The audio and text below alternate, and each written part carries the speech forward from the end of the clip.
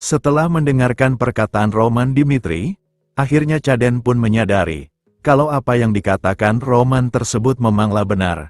Karena setelah Arkadi mendapatkan rasa sakit dari peperangan yang akan membekas di hati mereka, Arkadi tidak akan bisa kembali seperti yang dulu, dan untuk berdiri melawan monster yang begitu kejam. Chaden berkata kalau mereka juga harus menjadi perwujudan dari monster tersebut. Di keesokan harinya, pertemuan komando tingkat tinggi pun akhirnya diadakan, dan di pertemuan tersebut yang dihadiri oleh Roman, McBurney dan Chaden. Chaden yang mendapatkan informasi tentang Graxar pun berkata, kalau setelah merebut benteng kerajaan Luna, Graxar meninggalkan Carlot bersama 10.000 prajurit dan mengarah ke timur, tepatnya ke tempat lokasi para elf berada. Dan sekarang, setelah keruntuhan kerajaan Luna, jika para elf juga tumbang di tangan Graxar, Chaden berkata kalau tidak akan ada pasukan tersisa di Arkadi yang sanggup menghentikan para pasukan orc, dan karena hal tersebut, pihaknya harus sesegera mungkin untuk menghentikan pasukan orc tersebut. Namun, masalah terbesar yang akan mereka dapatkan sekarang bukanlah pasukan orc itu sendiri, melainkan badai dari cuacanya yang semakin kencang yang akan berpengaruh terhadap pergerakan mereka yang akan semakin sulit untuk bergerak melewati salju. Sedangkan dibandingkan dengan para pasukan orc yang menguasai White Wolf, itu adalah medan pertempuran yang ideal bagi mereka. Dan jika melawan pasukan orc di dataran es yang ideal bagi mereka untuk bertempur. Chaden berkata kalau kekalahan bagi pihaknya pasti tak dapat terhindarkan lagi.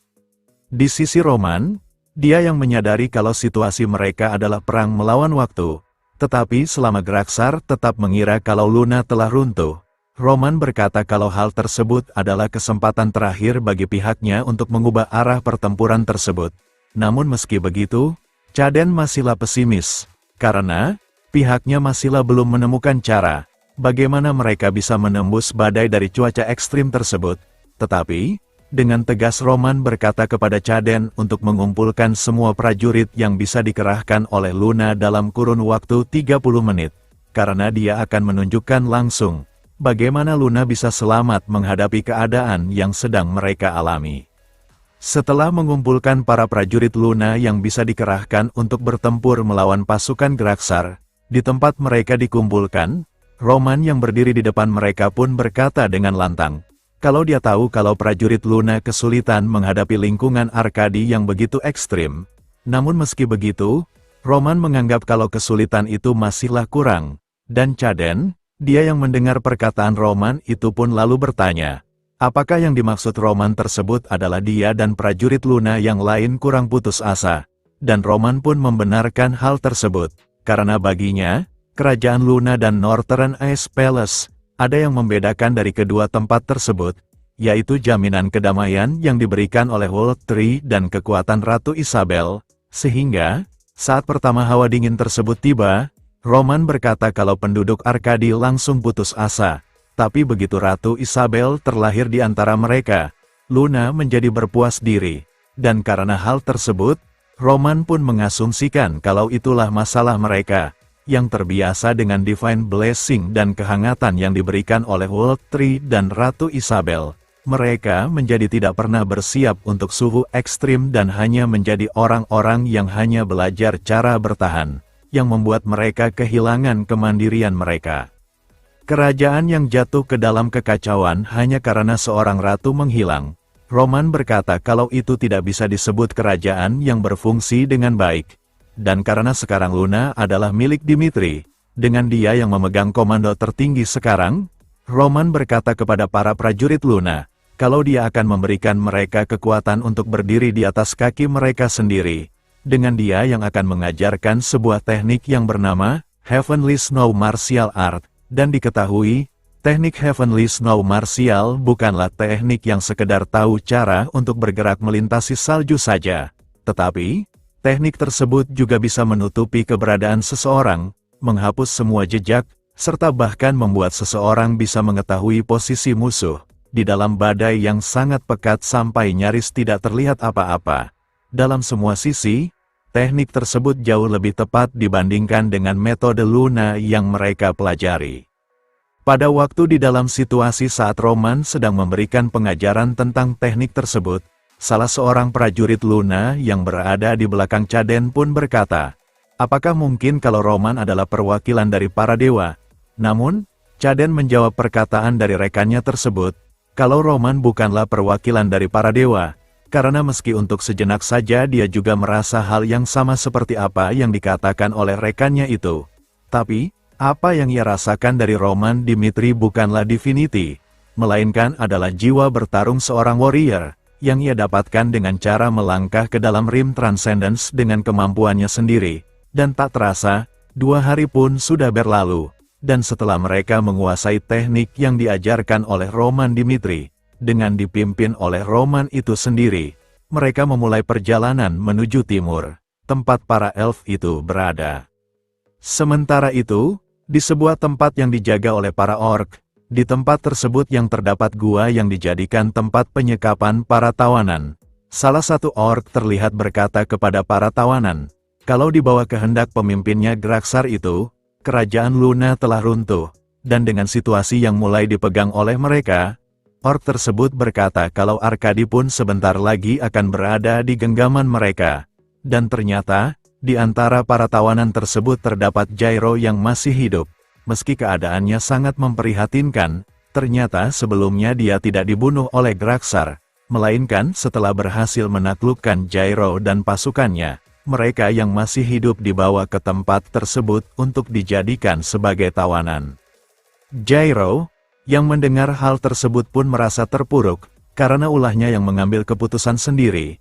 Dia menganggap kalau dia sudah menjatuhkan kampung halamannya ke ujung jurang, dan di sisi orc tersebut, setelah melemparkan sepotong bagian tangan dari rekan mereka, orc itu pun berkata, jika mereka masih ingin hidup melihat dunia mereka, mereka harus memakan bagian tangan tersebut, dan setelah meninggalkan tempat tersebut, para tawanan yang melihat bagian tangan tersebut pun merasa kesal, karena apa yang dilakukan oleh para orc itu sudah benar-benar sangatlah kejam.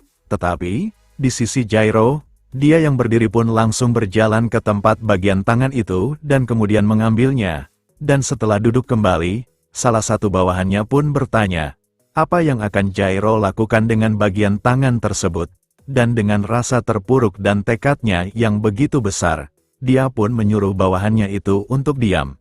Dan bahkan jika dirinya mati, Jairo berkata kalau dia benar-benar ingin menyeret beberapa dari orc tersebut bersamanya. Jairo yang putus asa dengan keadaannya itu, dia pun lalu memakan bagian tangan tersebut yang membuat para bawahannya pun terkejut, dan setelah memakan bagian tangan itu, Jairo yang berkata dalam hatinya, kalau dia yang mengetahui bantuan dari wilayah Dimitri hanya mengirimkan 30 prajurit saja, jika dirinya menunggu bala bantuan tersebut, dia pun bertanya-tanya, apakah situasinya akan berubah? Tetapi, Jairo yang menganggap bahwa kerajaan Dimitri yang tidak memiliki ikatan dengan kerajaan Luna tidak punya alasan untuk mengorbankan dirinya demi mereka. Jairo menganggap, kalau dari awal memang sudah tidak ada harapan bagi mereka. Dan dengan situasinya itu, Jairo pun mempertanyakan situasi itu kepada dewa yang ia sembah. Apakah situasinya itu kehendak dari keinginan dewanya itu? Meski pihaknya itu sudah mengorbankan diri demi menjaga kedamaian bagi benua Salamander, kenapa mereka harus mengalami kejadian seperti itu? Jairo, dia yang sudah memakan bagian tangan dari rekannya itu, sambil memegang bagian tangan tersebut yang tinggal tulangnya saja, dia yang sudah membuang kehidupannya sebagai Swordsman of the Snowfield dimulai dari detik itu, saat dia mendengar langkah kaki yang mendekat ke tempat mereka berada. Setelah bersembunyi di sisi pintu masuk ruangan tersebut, hal terakhir yang ia pikirkan dan yang harus ia lakukan adalah tidak mengutuk dewanya, tetapi untuk mati sebagai manusia dan menjaga kemanusiaannya utuh. Dan pada saat melancarkan serangan dengan menggunakan tulang dari bagian tangan rekannya, ketika melihat yang muncul di hadapannya adalah Chaden. Setelah Chaden memanggilnya, Jairo pun menghentikan serangannya tersebut, dan di waktu pembebasannya itu, sambil dipapa oleh Chaden, Jairo pun merasa keheranan dengan situasi yang sedang terjadi, karena seharusnya, dia anggap kalau kerajaan Luna sudah hancur oleh Graxar dan pasukannya, dan Chaden yang melihat Jairo kebingungan, dia pun lalu berkata kepada Jairo untuk segera sadar, karena perang yang sedang terjadi masihlah belum berakhir. Dan setelah bertanya apa yang sudah terjadi, Chaden pun berkata, kalau pasukan kerajaan Dimitri sudah mengalahkan para pasukan orc dan berhasil merebut kembali benteng kerajaan Luna. Dan setelah mengetahui hal tersebut, Jairo pun meneteskan air matanya, karena kerajaan Luna masihlah belum runtuh. Dan kemudian bertanya kepada Chaden tentang keberadaan Roman Dimitri. Di tempat Graksar yang sedang melakukan penyerangan ke wilayah para elf, pada saat para orc itu akan menginvasi wilayah tersebut, di atas benteng, para elf itu mencoba mencegah pasukan orc yang dipimpin oleh Graksar untuk maju lebih dalam ke wilayah mereka. Dengan menyerang mereka dengan melesatkan serangan tembakan panah yang menghujani mereka secara langsung. Para pasukan orc tersebut tidak bergeming dan terus merangsak untuk menghancurkan benteng tersebut. Dan sementara itu di sisi Graksar, dia dengan kokohnya terus memimpin pasukannya sambil membunuh pasukan elf yang menghadang mereka di garis depan benteng wilayah elf. Setelah menghabisi salah satu elf di hadapannya itu, dia pun lalu berkata kepada mereka, kalau pasukan elf tidak mungkin bisa menghentikan invasinya itu dengan tubuh lemah mereka. Sehingga, pemimpin pasukan elf yang berada di atas benteng yang melihat kemampuan dari Graksar pun mulai merasa panik, karena dia baru tahu, kalau kekuatan dari Orc Lord benar-benar sangat mengerikan. Pada saat Graksar akan melanjutkan penyerangannya, salah satu bawahannya pun datang, dengan suasananya yang terlihat panik. Orc itu pun lalu memberikan informasi kepada Graksar, kalau mereka mendapat serangan kejutan di garda belakang mereka. Graksar yang mendengar itu pun lalu teringat tentang informasi mengenai kerajaan Luna yang mendapatkan bantuan dari wilayah Dimitri.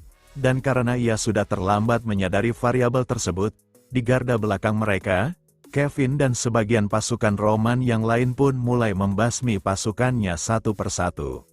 Pada saat pasukan orc tersebut mulai terdesak oleh pasukan Roman yang tanpa ampun terus membantai rekan-rekannya itu, di sisi prajurit kerajaan Luna yang ikut dalam operasi pembasmian tersebut pun merasa terkejut, karena tidak menyangka, kalau pasukan yang dibawa oleh Roman semuanya adalah orang-orang yang sangat hebat, dan dengan apa yang sekarang mereka lihat, mereka pun akhirnya menyadari, kalau kekuatan mereka benar-benar jauh berbeda dengan pasukan yang datang dari wilayah Dimitri. Sementara itu di sisi Roman, dia yang sedang melihat pertempuran tersebut di belakang mereka pun mendapat keuntungan yang sangat besar, karena Graksar yang mengira kalau kerajaan Luna sudah runtuh oleh penyerangannya di beberapa waktu yang lalu, dia pun menugaskan pasukan elit mereka ke depan untuk menyerang wilayah para elf tersebut, sehingga regu orc yang berada di belakang tidak mempunyai pertahanan yang begitu kokoh dan menjadi kelemahan mereka, dan dengan kesempatan tersebut, Roman pun lalu memberikan instruksi kepada pasukan kerajaan Luna untuk mengikuti pasukan kerajaan Dimitri, agar mereka bisa cepat membasmi pasukan orc yang dipimpin oleh Graksar itu. Di dalam pembasmian para pasukan orc tersebut, Roman menggunakan dua operasi untuk menyerang mereka, dan operasi yang pertama yang dilakukan oleh Roman, dia mencoba untuk menyerang garda belakang pasukan musuh, tempat kekuatan tidak terkonsentrasi dan lalu membalikan ombak keunggulan jumlah mereka, dan Graksar yang menyadari hal tersebut, dia pun lalu memerintahkan pasukan elitnya untuk menghalangi bagian belakang mereka, serta menginstruksikan untuk membunuh Roman dan pasukannya. Namun Roman yang sudah membaca alur dari pertempuran tersebut, dan sudah menyiapkan dua rencananya itu, pada saat pasukan elit para orc tersebut mencoba kembali ke garda belakang mereka, Roman pun menginstruksikan untuk memulai operasi keduanya itu, dan dengan aba-aba dari dirinya, pasukan Roman yang ditugaskan untuk melaksanakan operasi kedua tersebut pun memulai penyerangan mereka. Para pasukan elit dari orc tersebut yang tak tahu tentang serangan penyergapan yang dilakukan oleh pihak Roman Dimitri, mereka pun tanpa perlawanan langsung terbunuh oleh serangan mendadak yang memanfaatkan teknik penyembunyian dari Northern Ice Palace, dan pasukan orc yang lain yang mencoba untuk mengejar para pasukan Dimitri tersebut, mereka pun hanya mendapatkan hasil nihil dari tindakan mereka itu, karena ketika mengejar pasukan Dimitri yang mengarah ke arah gundukan es di sekeliling mereka, dengan cepat, pasukan Dimitri tersebut menghilang tanpa meninggalkan jejak mereka, dan dengan teknik dari Roman tersebut, setelah beberapa saat, Pasukan Roman pun berhasil membunuh sebagian besar pasukan garda belakang dari pasukan orc yang dipimpin oleh Graxar itu.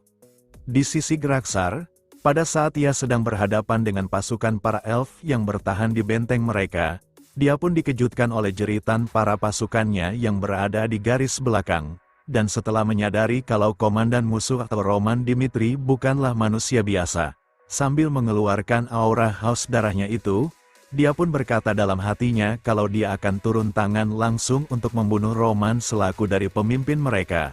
Dan kemudian, Graxar pun dengan lantang berkata kepada pasukannya untuk mundur dalam pertempuran melawan pasukan yang dipimpin oleh Roman Dimitri. Karena kalau pasukannya tersebut terus meladeni pasukan Dimitri, Graxar berkata kalau pihaknya akan terseret ke dalam rencana yang telah dibuat oleh musuh mereka. Setelah Graxar memberikan instruksinya itu, dia pun lalu bergerak ke arah para pasukan Roman untuk melancarkan serangannya, dan ketika jarak dengan pasukan Roman yang ditugaskan untuk melaksanakan operasi kedua dalam pembasmian para pasukan orc tersebut, salah seorang prajurit Roman yang ternyata itu adalah Ares. Pada saat dia akan melancarkan serangannya, Graxar yang menyadari hal tersebut pun membalas serangannya itu. Sehingga, ketika serangan mereka saling beradu, hembusan angin yang kencang pun tercipta dari efek serangan keduanya yang saling beradu, dan mereka, sambil membaca situasi mereka satu sama lain, mereka pun berkata kalau lawan mereka tidak bisa dianggap enteng. Di situasi tersebut, ketika Graxar mencoba menekan Ares dengan kekuatannya itu, sambil berkata kepada Ares dengan mengatakan untuk melawannya dalam pertarungan 1 lawan 1. Dia yang mengira kalau lawan yang ia lawan adalah pemimpin dari pasukan Roman Dimitri. Pada saat Graxar berkata kalau Ares berhasil mengalahkannya dalam duel 1 lawan 1 tersebut, klannya itu yang dikenal dengan sebutan Grey Wasteland akan mengakui kekalahan mereka. Namun ketika ia mendengarkan perkataan Roman dengan menggunakan teknik telepati dengan mengatakan kalau tawaran yang dikatakan oleh Graxar tersebut sangatlah menarik, Graxar pun mulai merasa panik sekaligus menyadari kalau lawan yang ada di depannya bukanlah pemimpin dari kelompok mereka. Di sisi Roman, dia yang berjalan ke hadapan mereka pun lalu berkata, jika dirinya menang dalam duel tersebut, apakah Graxar tidak tahu apa yang akan terjadi kepada pengikutnya itu? Dan di sisi Graxar, pada saat Ares meninggalkan pertarungannya, Graxar pun menjawab perkataan dari Roman tersebut, kalau apa yang dipertanyakan oleh Roman tersebut adalah hak bagi si pemenang. Dan dengan jawaban dari Graxar itu, sambil mencabut pedangnya, Roman berkata kalau dia akan menerima tawaran duel tersebut, serta juga ingin mempertegas sesuatu hal. Jika dirinya memenangkan dalam duel bersamanya, Roman berkata kalau orc yang memangsa para manusia akan ia musnahkan dari benua Arkadi sampai tak tersisa. Dan Graxar, ia yang menganggap perkataan Roman itu begitu arogan, dia pun meladeni keinginan dari Roman tersebut dengan mengatakan, jika yang menang itu adalah dirinya, Graxar berkata kalau dia akan menginjak-injak bangsa Roman yang berada di luar Endless Mountain. Roman dan Graxar yang memulai pertarungan mereka pun mencoba saling menyerang satu sama lain, sehingga, ketika serangan mereka saling beradu, hal itu pun menimbulkan hembusan angin yang begitu kuat, dan pada saat serangan lanjutan Roman ditahan oleh Graxar, ketika Graxar mencoba meladeni dan menyerang Roman dengan cerdik menahan serangan tersebut lalu menarik pertahanannya, sehingga, serangan yang dilancarkan oleh Graxar tersebut pun menghujam tanah di sekitar mereka. Mereka yang saling menyerang satu sama lain, di waktu tersebut, Graxar yang menahan serangan dari Roman itu pun merasa kewalahan, karena, meski Roman hanya menggunakan fisiknya saja dalam pertempuran mereka, serangannya itu bisa mendorong mundur saat menahan serangan yang dilakukan oleh Roman tersebut, dan di sisi Roman, ketika ia berkata apakah cuma sebatas itu saja kemampuan yang dimiliki oleh Graxar sambil melancarkan serangannya, Graxar yang terpancing oleh perkataan Roman tersebut pun lalu mengeluarkan aura haus darahnya yang begitu besar.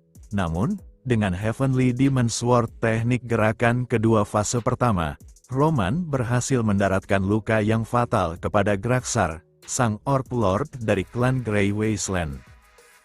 Setelah berhasil mendaratkan serangan telak kepada Graxar, Graxar yang terjatuh bersujud karena serangan Roman yang berhasil memotong lengan kirinya, Setelah Roman yang berada di belakangnya langsung menghunuskan pedangnya ke arah dirinya, Graksar sambil memegang lengan yang terluka pun lalu berkata, kalau seperti yang pernah dikatakan seseorang yang pernah menemuinya di beberapa waktu yang lalu, yang ia mengatakan kalau terdapat seseorang yang mempunyai kekuatan di luar nalar di wilayah luar Endless Mountain.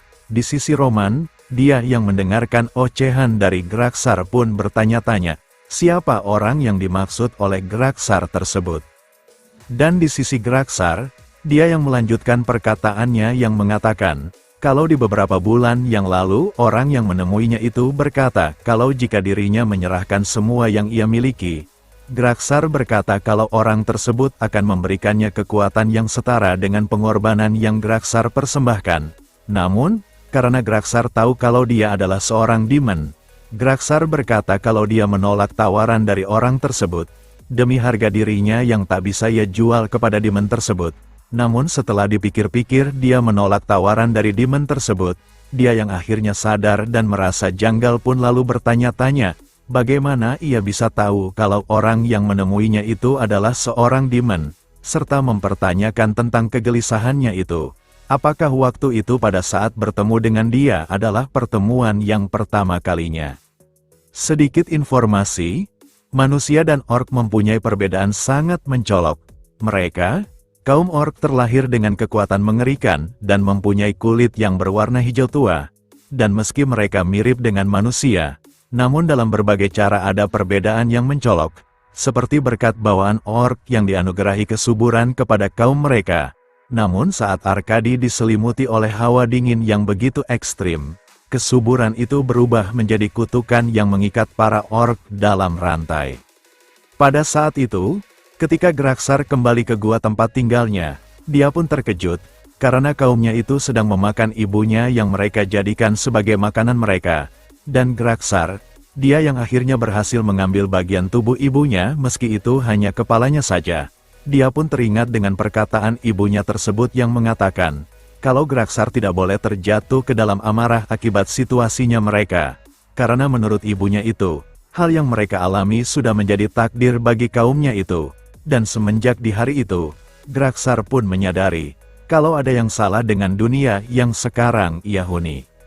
Pada waktu itu, ketika Graksar sedang terpuruk dengan keadaan yang sedang ia alami, pada saat ia berkata dalam hatinya kalau jika ada dewa di dunia mereka kenapa kaumnya menjadi seperti itu, tak berselang lama muncul seseorang yang memakai jubah dengan dia yang berkata, kalau kaum orc benar-benar sangat terkutuk, karena demi menyelamatkan hidup mereka, orang berjubah itu berkata kalau kaum orc harus melahap sesama mereka. Dan di sisi Graksar, dia yang terpancing dengan omongan dari orang itu. Dengan lantang dia bertanya tentang identitas dari orang tersebut. Namun ketika ia berbalik ke arah orang itu berada, tak diduga orang tersebut dengan cepat menghilang di belakangnya itu. Pada saat Graksar kebingungan tentang hilangnya orang tersebut, tak diduga orang berjubah itu muncul kembali di depannya sambil mengatakan kepada Graksar, kenapa kaum orc-nya itu tidak memangsa ras lainnya saja. Dan Graksar, dia yang memikirkan omongan dari orang tersebut kalau untuk menyelamatkan kaumnya hanya satu jalan yaitu memangsa ras yang lain.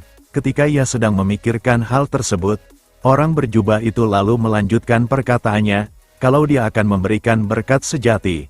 Berkat yang mengikat ritual keduanya antara Graksar dan orang tersebut, dan sebelum meninggalkannya, orang berjubah itu pun memberikan kekuatan kepada Graksar sambil berkata, kalau akan tiba, harinya, di mana Graksar akan mencari orang berjubah tersebut, dan diketahui, orang berjubah itu adalah Alexander, dan dengan menghilangnya Alexander, aura pekat yang ia berikan kepada Graksar pun langsung menyerap ke dalam tubuhnya itu, serta membenarkan, apa yang dikatakan oleh Alexander adalah kebenaran.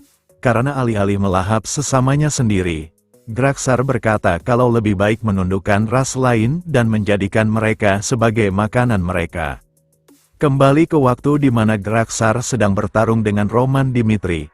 Di waktu tersebut, Graksar yang akhirnya sadar kalau dia pernah bertemu dengan Demon atau Alexander itu pun lalu mencaci makinya. Dan setelah mengatakan apakah Alexander bisa mendengar apa yang ia ucapkan, pada saat Graksar berkata kalau dia akan mengorbankan semua yang ia miliki, Namun sebelum pengorbanan tersebut, sebagai gantinya, Graksar meminta Alexander untuk memberikannya kekuatan yang sangat besar, karena dengan kekuatan yang akan ia dapatkan tersebut, Graksar hanya ingin mewujudkan satu hal saja, yaitu untuk melindungi kaumnya dari kepunahan. Di tempat lain, tepatnya di tempat Alexander berada, dia yang sedang duduk di singgasananya dan mendengar keinginan dari Graksar pun, sambil tersenyum dia berkata, kalau dia akan memberikan apa yang diinginkan oleh Graksar tersebut, dan dengan aura pekat yang terus merasuk ke dalam tubuhnya itu, Roman yang merasa ada yang tidak beres pun kemudian bergerak menjauhi Graksar, dan ketika melihat aura yang meluap di sekitar tubuh Graksar itu, Roman pun menyadari, kalau aura tersebut sama persis dengan aura yang dikeluarkan oleh Saphir yang ia lawan di masa lalu. Diketahui, setelah perang melawan kerajaan Dimitri, Alexander memasuki masa pengurungan diri, namun dengan pencitraan di luaran dia memegang kedamaian dan menghormati negosiasi gencatan senjata. Tapi semua orang tahu kalau dia menyimpan rencana lain di balik itu semua, dan Roman yang sudah sedari dulu menyadari hal tersebut, ketika melihat apa yang sedang terjadi kepada Graksar, dia pun berkata dalam hatinya, kalau dia akan melihat seberapa kuat jadinya Graksar setelah menerima kekuatan dari Alexander tersebut. Dengan kekuatan yang telah diberikan oleh Alexander itu, Graksar, dengan kekuatan barunya pun lalu mewujudkan tangan kirinya yang hilang dengan aura pekat yang baru saja ia dapatkan, dan setelah mendapatkan tangan baru yang bertambah kuat oleh kekuatan barunya, Graksar yang senang dengan apa yang ia dapatkan pun lalu bergerak cepat dan mengambil pedang besarnya yang tergeletak di depannya, dan kemudian, Graksar mencoba menyerang Roman yang berada di depannya. Tapi, Roman dengan santai bisa menangkis serangan tersebut dengan sangat mudahnya. Pada saat pedang mereka saling beradu, Graksar berkata kepada Roman, kalau Roman bisa ia kalahkan di tempat tersebut, kaumnya akan hidup tanpa ada gangguan sama sekali. Dan dengan kedua tangannya yang memegang pedang besarnya itu, Graksar terus melancarkan serangan kuatnya kepada Roman Dimitri. Tapi, Roman dengan tenang bisa menangkis semua serangan tersebut, yang hal itu membuat Ares dan bawahan dari Graksar pun terkejut, karena pertarungan mereka benar-benar sangat luar biasa. Di sisi Graksar, dengan kekuatan yang baru yang ia dapatkan dengan mempertaruhkan segala yang ia punya, pada saat serangannya ditahan oleh Roman yang menimbulkan tekanan yang begitu besar, dia pun mulai merasa panik, karena, meski dengan kekuatan barunya itu, serangan yang ia lancarkan tidak bisa mengenai Roman sedikitpun. Dan di sisi Roman, dengan santai sambil menahan semua serangan yang dilancarkan oleh Graksar, dia berkata, kalau meski ia membiarkan semua serangan yang dilancarkan oleh Graksar mengenai pertahanannya, untuk kekuatan seremeh itu, Roman berkata apakah Graksar rela membuang dirinya sendiri, dan setelah menghempaskan serangan dari Graksar, setelah berkata kepada Graksar apakah Graksar tahu apa yang ia paling benci. Setelah berhasil menghindari serangan Graksar dan membalas serangan lanjutan Graksar yang membuatnya terpental, Roman dengan tatapannya yang dingin berkata, kalau dia sangat membenci, di mana di dunia tidak ada lawan yang layak yang tersisa untuk melawannya. Setelah mengatakan kalau dirinya sangat membenci lawan yang tak bisa menandinginya saat pertempuran, di dalam pertempuran melawan Graksar tersebut, sambil melancarkan serangannya, Roman berkata kalau dia sangat mengharapkan lebih kalau Graksar bisa bertarung yang bisa membuat dirinya bisa melepaskan kekuatannya yang sesungguhnya. Dan meski Graksar bertarung dengan sekuat tenaganya untuk melawan Roman Dimitri, dia terlihat terus terdesak meski hanya menahan serangan biasa yang dilancarkan oleh Roman Dimitri.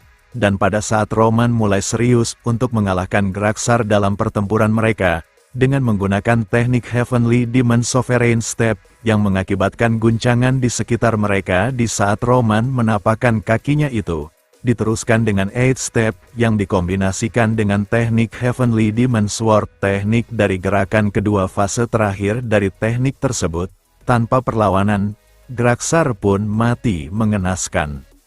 Para pengikut Graksar yang melihat pemimpinnya mati mengenaskan, mereka pun mulai merasa panik. Dan salah satu dari mereka yang berkata dalam hatinya, jika dirinya tidak menyerah kepada Roman Dimitri, dia beranggapan, kalau dia dan sukunya akan dibunuh oleh Roman Dimitri, Dan karena hal tersebut, sambil menjatuhkan semua senjata yang mereka gunakan itu, mereka pun meminta ampunan kepada Roman Dimitri. Dan jika mereka diampuni, salah satu dari mereka berkata, kalau dia dan sukunya akan mengabdikan diri sepenuhnya kepada Roman Dimitri. Setelah mendengarkan permintaan mereka, pada saat Roman berkata kalau dia mengerti apa yang mereka inginkan itu, para ork itu yang mengira kalau Roman mengabulkan keinginan mereka untuk mengampuni nyawa mereka, Roman pun berkata kembali dengan mengatakan, kalau pada saat para ork tersebut menjadikan manusia menjadi makanan mereka, Roman berkata kalau ork dan manusia sudah tidak bisa hidup berdampingan seperti sebelumnya, dan dengan mengeluarkan auranya sambil berkata kalau dia tidak mempunyai dendam terhadap suku ork tersebut, dia memusnahkan suku mereka hanya tidak ingin menciptakan preseden dengan menunjukkan belas kasihan terhadap mereka, dan dengan kalimat terakhirnya yang mengatakan kalau suku ork akan mati dan dimusnahkan di detik itu juga, dengan sekali tebasan, Roman pun berhasil memusnahkan suku ork di muka bumi tanpa tersisa. Dengan musnahnya suku ork di muka bumi, para suku elf yang selamat dari invasi dari serangan kelompok ork pun menemui Roman Dimitri, dan dipimpin oleh salah satu tokoh dari sukunya itu, dia yang diketahui bernama Tersa pun, dengan mewakili sukunya dia berterima kasih kepada Roman Dimitri yang mereka anggap sebagai penyelamat sukunya tersebut. Di sisi Roman, dia yang akhirnya melihat elf secara langsung di depannya itu, dia pun sedikit terkesima, karena, dengan ciri-ciri dari elf tersebut yang mempunyai telinga panjang serta kulit putih seperti putihnya salju, Roman merasa kalau mereka benar-benar enak dipandang mata, dan di sisi Tersa, sambil tersenyum dia berkata kembali, kalau bukan karena bantuan Roman Dimitri, dia dan sukunya itu bisa binasa di tangan para pasukan ork yang menyerang mereka, dan Roman, dia yang menanggapinya dengan santai pun mengatakan, kalau dia datang hanya semata-mata hanya untuk memburu para ork tersebut, dan karena tujuannya sudah selesai. Roman berkata kalau dia dan bawahannya akan kembali lagi ke kerajaan Luna, untuk mengadakan pertemuan dan membahas kekacauan yang melanda di benua Arkadi tersebut. Tersa, dia yang mendengarkan perencanaan Roman tersebut, sambil tersenyum dia berkata kalau sukunya juga akan hadir dalam pertemuan itu. Lalu, dengan berubahnya ekspresi wajahnya menjadi serius, Tersa berkata kepada Roman, apakah Roman berkenan masuk ke wilayah mereka? Karena pada saat ork pertama kali memulai peperangan tersebut, sukunya itu telah meminjam kebijaksanaan dari World Tree dan melihat sekilas sebagian masa depan, dan itulah alasan mereka mempertahankan wilayah World Tree sampai darah penghabisan. Pada saat Roman sedang memikirkan kalau World Tree mempunyai kemampuan seperti itu, Tersa pun melanjutkan perkataannya, kalau dia dan sukunya meyakini, akan ada masa di mana seorang manusia yang diramalkan akan muncul dan datang ke wilayah mereka untuk membantu mereka, namun masalah terbesarnya adalah yang akan terjadi setelahnya. Seperti yang sudah diketahui kalau kekuatan Geraksar adalah kekuatan yang sangat berbahaya yang dapat mengguncang dunia. Dan karena masalah itu, Tersa berkata kalau Mother Elf ingin berbicara dengan Roman secara langsung, dan dengan imajinasinya yang terlalu di luar nalar tentang penampilan dari Mother Elf tersebut, Roman pun menyetujuinya dan berkata, kalau dia juga ada yang ingin dikonfirmasi setelah bertemu dengan Mother Elf tersebut. Di dalam perjalanan menuju tempat Mother Elf tersebut, Roman pun berkata dalam hatinya, kalau umumnya, suku elf adalah spesies yang tidak menua, dan dengan informasi yang ia dengar dari orang-orang Arkadi kalau suku elf sangatlah menjaga penampilan mereka seperti seseorang yang masih berusia 20 tahunan sampai mereka mati.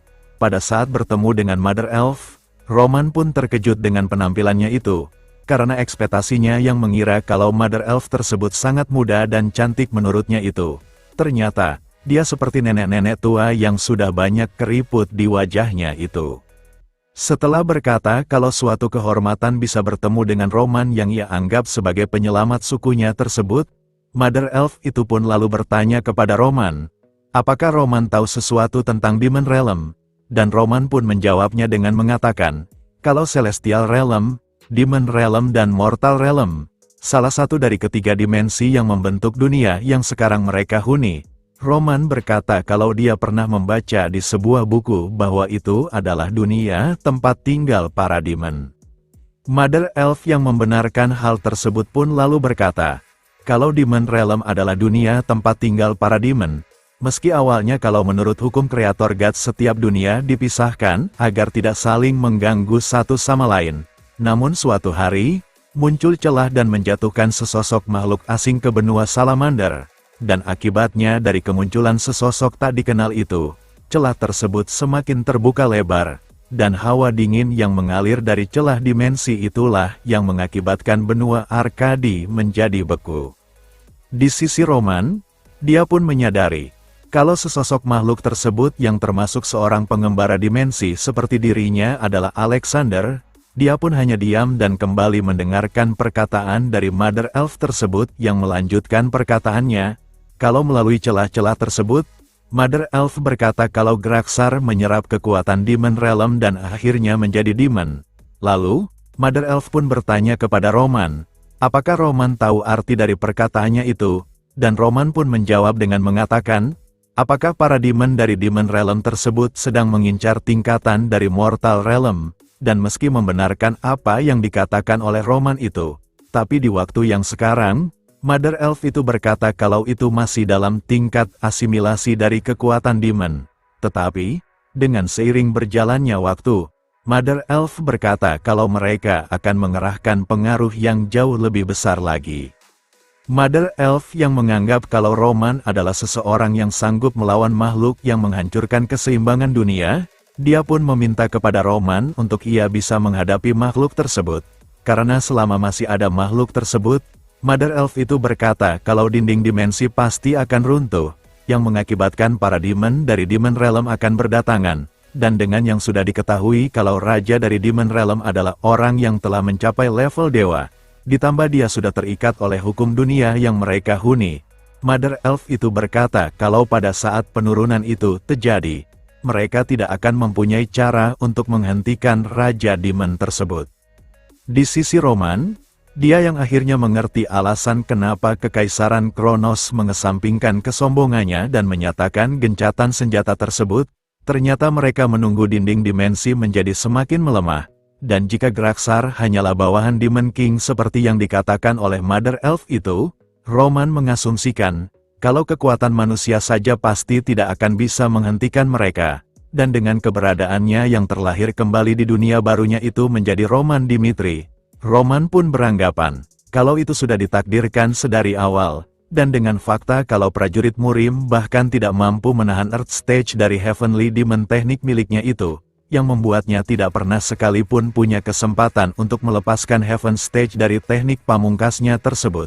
Tapi jika ia melawan para demon yang mempunyai kekuatan di luar Narel, Roman beranggapan, kalau mungkin ia bisa mengeluarkan semua kemampuannya itu. Pada saat Roman yang merasa senang karena ada lawan yang mungkin bisa membuatnya mengeluarkan kekuatan penuhnya itu, di sisi Mother Elf yang melihat ekspresi Roman tersebut pun lalu memanggilnya, dan Roman, dia yang sadar kembali dari imajinasinya yang akan melawan musuh yang lebih kuat, dia pun lalu berkata kepada Mother Elf tersebut, kalau dia tidak akan berjanji bisa memenuhi permintaan dari Mother Elf itu, namun jika mereka para demon dan pasukannya menghalangi jalan yang sedang ia tempuh, Roman dengan tegas berkata, kalau dia tidak akan diam dan akan membasmi mereka semua dengan tangannya sendiri. Sebelum Roman meninggalkan tempat tersebut, Mother Elf itu pun lalu meminta Roman untuk berhenti sebentar terlebih dahulu, karena dia dan sukunya telah menyiapkan sebuah hadiah yang akan diberikan kepada Roman sebagai penyelamat mereka, serta jika Roman berkomunikasi dengan Wotri yang mereka jaga itu, Mother Elf itu berkata kalau Roman bisa mendapatkan kesempatan untuk melihat sekilas takdir masa lalu, masa kini dan masa depan yang paling Roman butuhkan, dan di sisi Roman dia yang mendengar hal tersebut pun berkata, bukankah hanya Mother Elf saja yang diperbolehkan untuk menyentuh Wotri tersebut, tetapi, dengan pengecualian karena Roman adalah pahlawan Arkadi yang menyelamatkan para suku Elf. Sambil tersenyum, Mother Elf itu berkata kalau Roman diperbolehkan menyentuh Wotri tersebut. Dan karena itu adalah kesempatan bagus bagi dirinya itu, Roman pun berkata kalau dia dengan senang hati akan menerima tawaran tersebut. Setelah selesai berbincang dengan Mother Elf, Roman yang mendapatkan izin untuk menyentuh Wotri pun langsung pergi ke tempat pohon itu berada. Dan setelah sampai dan melihat pohon itu tepat ada di depannya itu, Roman yang berkata kalau dia belum pernah melihat pohon yang sebesar itu di kehidupannya yang dulu. Dia yang sekarang berdiri di depan pohon tersebut merasa kalau dia benar-benar tidak berdaya. Dengan keadaan Wotri yang kini melayu dan membeku, ditambah cabang-cabang dari pohon tersebut kehilangan semua kehidupannya, itu sudah membuktikan kalau bentuknya yang sunyi mengungkapkan suramnya benua tersebut. Roman yang merasa kagum dengan pohon itu yang baru saja ia ketahui, kalau pohon itu adalah pohon yang menjadi pondasi dunia tersebut, ia pun lalu menyentuh pohon itu, dan setelah beberapa saat menyentuhnya, Roman pun terkejut, karena Fire Demon yang ia dapatkan di masa lalu beresonansi dengan pohon tersebut. Dengan bantuan Fire Demon yang tertanam di dalam tubuh Roman Dimitri, pohon itu pun mulai bangkit kembali, dan di sisi Teersa yang melihat fenomena itu, dia yang merasa heran pun bertanya-tanya, apa yang sedang terjadi dengan Wotri, dan seiring berjalannya waktu, Wotri tersebut pun mulai terlihat perubahannya, serta hawa dingin yang membekukannya itu pun sedikit demi sedikit mulai mencair, yang hal tersebut membuat Teersa yang melihat itu pun terkejut. Di sisi Roman, pada saat ia sedang mentransferkan kekuatan dari Fire Demon yang ia miliki kepada pohon dunia itu, dia pun merasa seolah-olah kalau jiwanya sedang dipanggil ke sebuah dimensi, dan di dalam dimensi itu, Roman yang merasa sensasi yang baru saja ia rasakan, dia pun mendengar perkataan seseorang, dan ternyata, itu adalah percakapan dari Alexander dengan kedua bawahannya, di masa yang akan datang. Di waktu pada saat Roman melihat potongan peristiwa di masa depan, Roman secara seksama pun mencoba mendengarkan apa yang sedang mereka rencanakan, dan di sisi obrolan Alexander dan kedua bawahannya itu, salah satu bawahannya lalu berkata, kalau setelah insiden yang melibatkan Roman Dimitri, bawahannya berkata kalau Duke Fierto dan para bawahan pemegang kekuasaan telah bangkit. Dengan keadaannya tersebut, bawahan itu berkata, kalau Kekaisaran Valhalla yang dulu mengagungkan romansa para warrior, telah ternodai oleh tindakan pengecut, ditambah, dengan Duke yang sedang berusaha untuk mengumpulkan pasukan untuk memperkuat kekuatannya, jika keadaan terus seperti itu, bawahan itu berkata kalau perang saudara di Kekaisaran Valhalla hanya tinggal menunggu waktu saja. Bawahan itu berkata kembali, jika Kaisar Valhalla tetap mengabaikan suara rakyat dan dengan paksa menekan pemberontakan, bawahan itu berkata kalau Valhalla akan menghadapi bencana yang tidak bisa dihindari. Dan di sisi Alexander, dia yang mendengar laporan tersebut pun tersenyum senang kemudian berkata, kalau rencana yang sudah ia buat benar-benar sudah berjalan sesuai dengan keinginannya, dan ia yang menganggap kalau Dimitri hanyalah variabel kecil yang tak akan mengganggu rencananya tersebut, sambil tersenyum, Alexander memberikan perintah kepada bawahannya tersebut untuk menghasut publik, dan pada saat Kekaisaran Valhalla jatuh ke dalam peperangan, itulah waktunya untuk mereka bergerak kembali.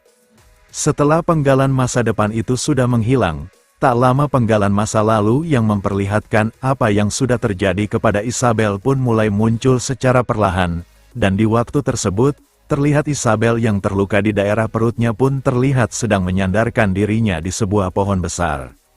Isabel yang terlihat mengerang kesakitan, dia pun didatangi oleh salah satu prajuritnya yang berkata, kalau dia harus kembali ke kerajaan Luna dengan secepatnya, karena menurutnya, Kekaisaran Kronos yang sudah mengetahui rencana mereka dan mereka terus berperang setelah kehilangan banyak pasukan. Prajurit itu berkata kalau hanya Isabel saja yang akan berada dalam bahaya besar, dan karena hal tersebut, prajurit itu sambil bersujud pun memohon kepada ratunya itu, agar dia mendengarkan usulannya tersebut. Dengan keadaannya yang masih terluka itu, Isabel berkata kalau dia tidak bisa menuruti permintaan dari prajuritnya tersebut yang diketahui, dia bernama Leo, karena sejak ia lahir, dirinya telah dipilih oleh Divine Oracle, dan seumur hidup, dirinya harus mengikuti kehendak dewa. Isabel lalu berkata kembali kepada Leo, bagaimana mungkin dirinya mengkhianati kehendak tersebut, dan dengan tanggung jawab tersebut, Isabel berkata kalau dia tidak bisa meninggalkan mereka yang percaya kepadanya dan mengikutinya dalam cengkraman maut, untuk hanya menyelamatkan dirinya sendiri. Setelah ia kira cukup mengistirahatkan tubuhnya itu, meski sakit akan luka yang ia dapatkan saat bertempur dengan pihak Kekaisaran Kronos masih ia rasakan, Isabel lalu bangun dan berjalan melewati prajuritnya itu sambil berkata dengan mengatakan, kalau Leo yang dikenal sebagai Kapten Royal Knight dari Kerajaan Luna, Isabel selaku ratu dari kerajaan itu, dengan titah mutlaknya sebagai seorang ratu, dia memberikan perintah kepada Leo untuk kembali ke Kerajaan Luna, karena, untuk melawan Kekaisaran Kronos, Isabel berkata kalau dia akan melakukannya sendiri, dan di sisi Leo, dia yang mengepalkan tangannya pun lalu mengumpat dirinya sendiri, karena dia tidak bisa berbuat banyak untuk membantu ratunya tersebut. Setelah melihat penggalan peristiwa itu, Roman pun tersadar kembali lalu bertanya-tanya, apakah yang baru saja ia lihat adalah bagian dari takdirnya tersebut, dilihat dari Kekaisaran Valhalla dan Demon Realm, serta Alexander dan Ratu Isabel. Jika ia mengikuti jejak Isabel, Roman beranggapan, kalau dia mungkin akan menemukan potongan kebenaran yang masih menjadi rahasia dunia.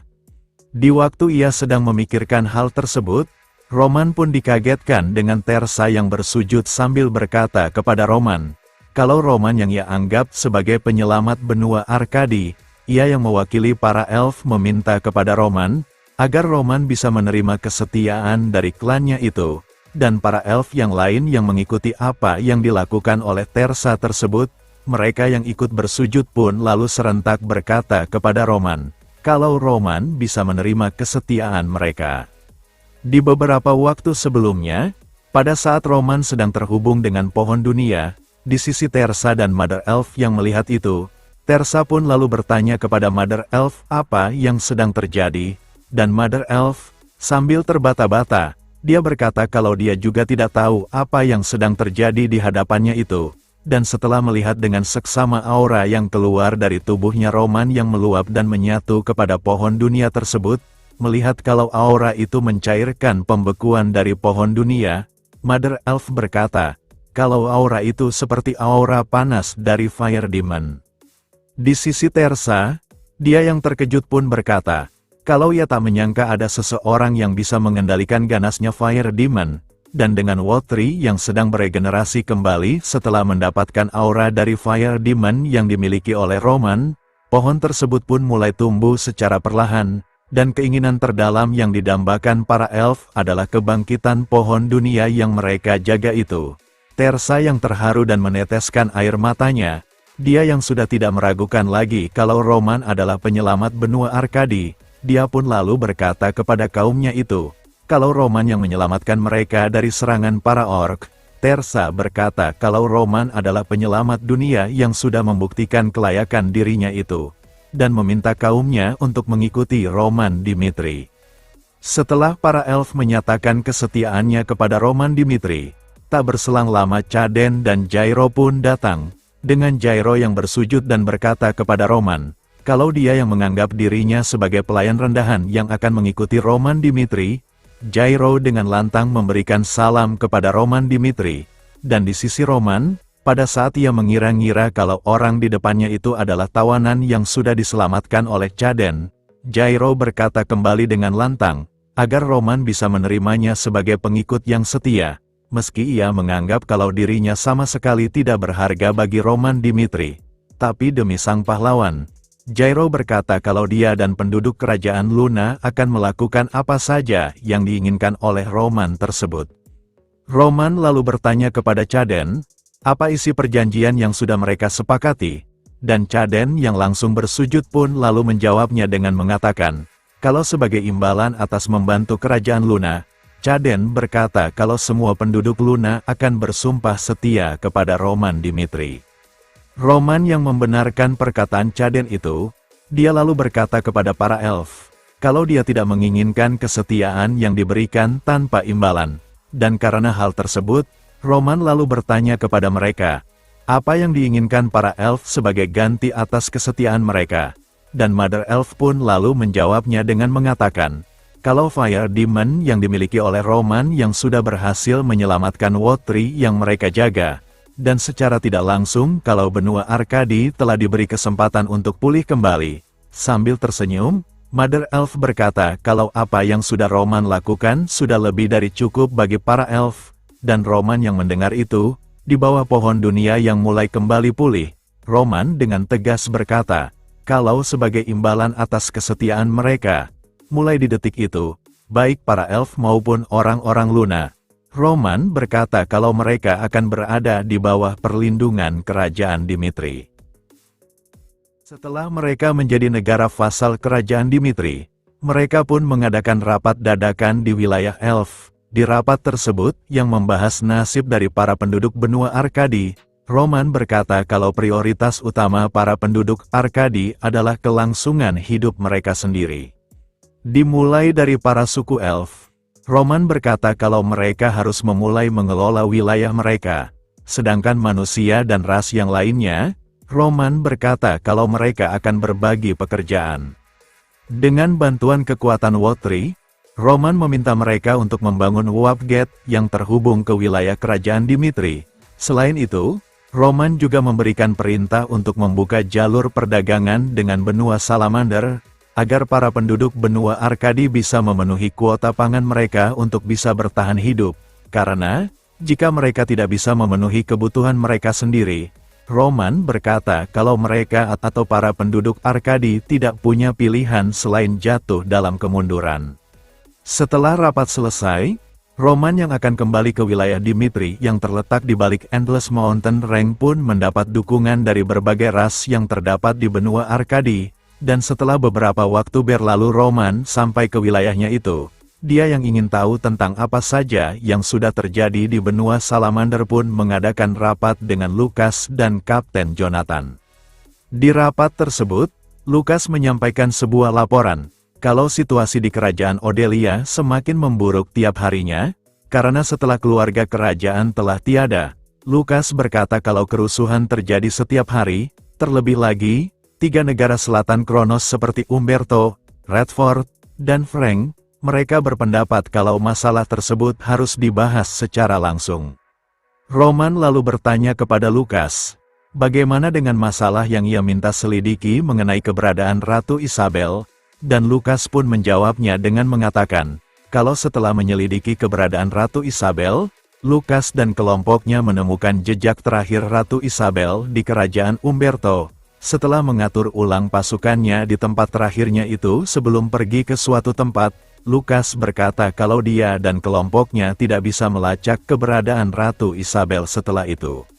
Setelah mendengar semua laporan itu, Roman lalu bertanya tentang apa yang sudah terjadi di wilayah Dimitri kepada Kapten Jonathan yang menjaga wilayah kerajaannya itu, dan Kapten Jonathan pun mengatakan, kalau ada 2 tamu dari wilayah Kekaisaran Valhalla yang ingin menemui tuannya itu, yang pertama adalah Sanchez, dan yang satunya lagi ialah Count Bragan, dan diketahui, Sanchez yang adalah murid dari Morales yang telah mati karena melawan Roman Dimitri. Saat ini dia adalah tokoh penting dalam pasukan pemberontakan, dan sementara Count Bragan yang diketahui dia adalah orang kepercayaan Kaisar Valhalla. Melihat mereka ingin menemuinya, Roman berkata dalam hatinya, kalau sebentar lagi akan ada peristiwa yang sangat menarik. Lalu berkata kepada Lukas dan Kapten Jonathan, kalau rapat yang diadakan tersebut akan ia akhiri.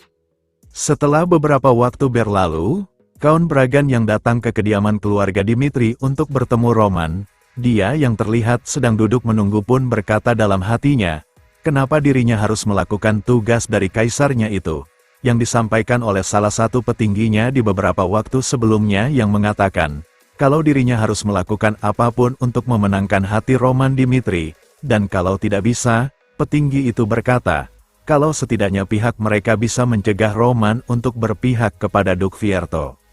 Meski Count Bragan menganggap kalau misi tersebut sangatlah sulit dilakukan, tapi melihat Roman adalah orang yang hidup di dunia kekuasaan, Count Bragan beranggapan kalau Roman Dimitri tidak akan menolak tawaran mereka. Namun setelah salah satu bawahannya datang dan berkata kalau mereka harus menunggu lagi, dikarenakan Roman sudah ada janji dengan seseorang dan tidak bisa menemui pihak mereka, Count Bragan yang terlihat panik pun berkata dalam hatinya, apakah tamu yang ditemui oleh Roman tersebut adalah Sanchez?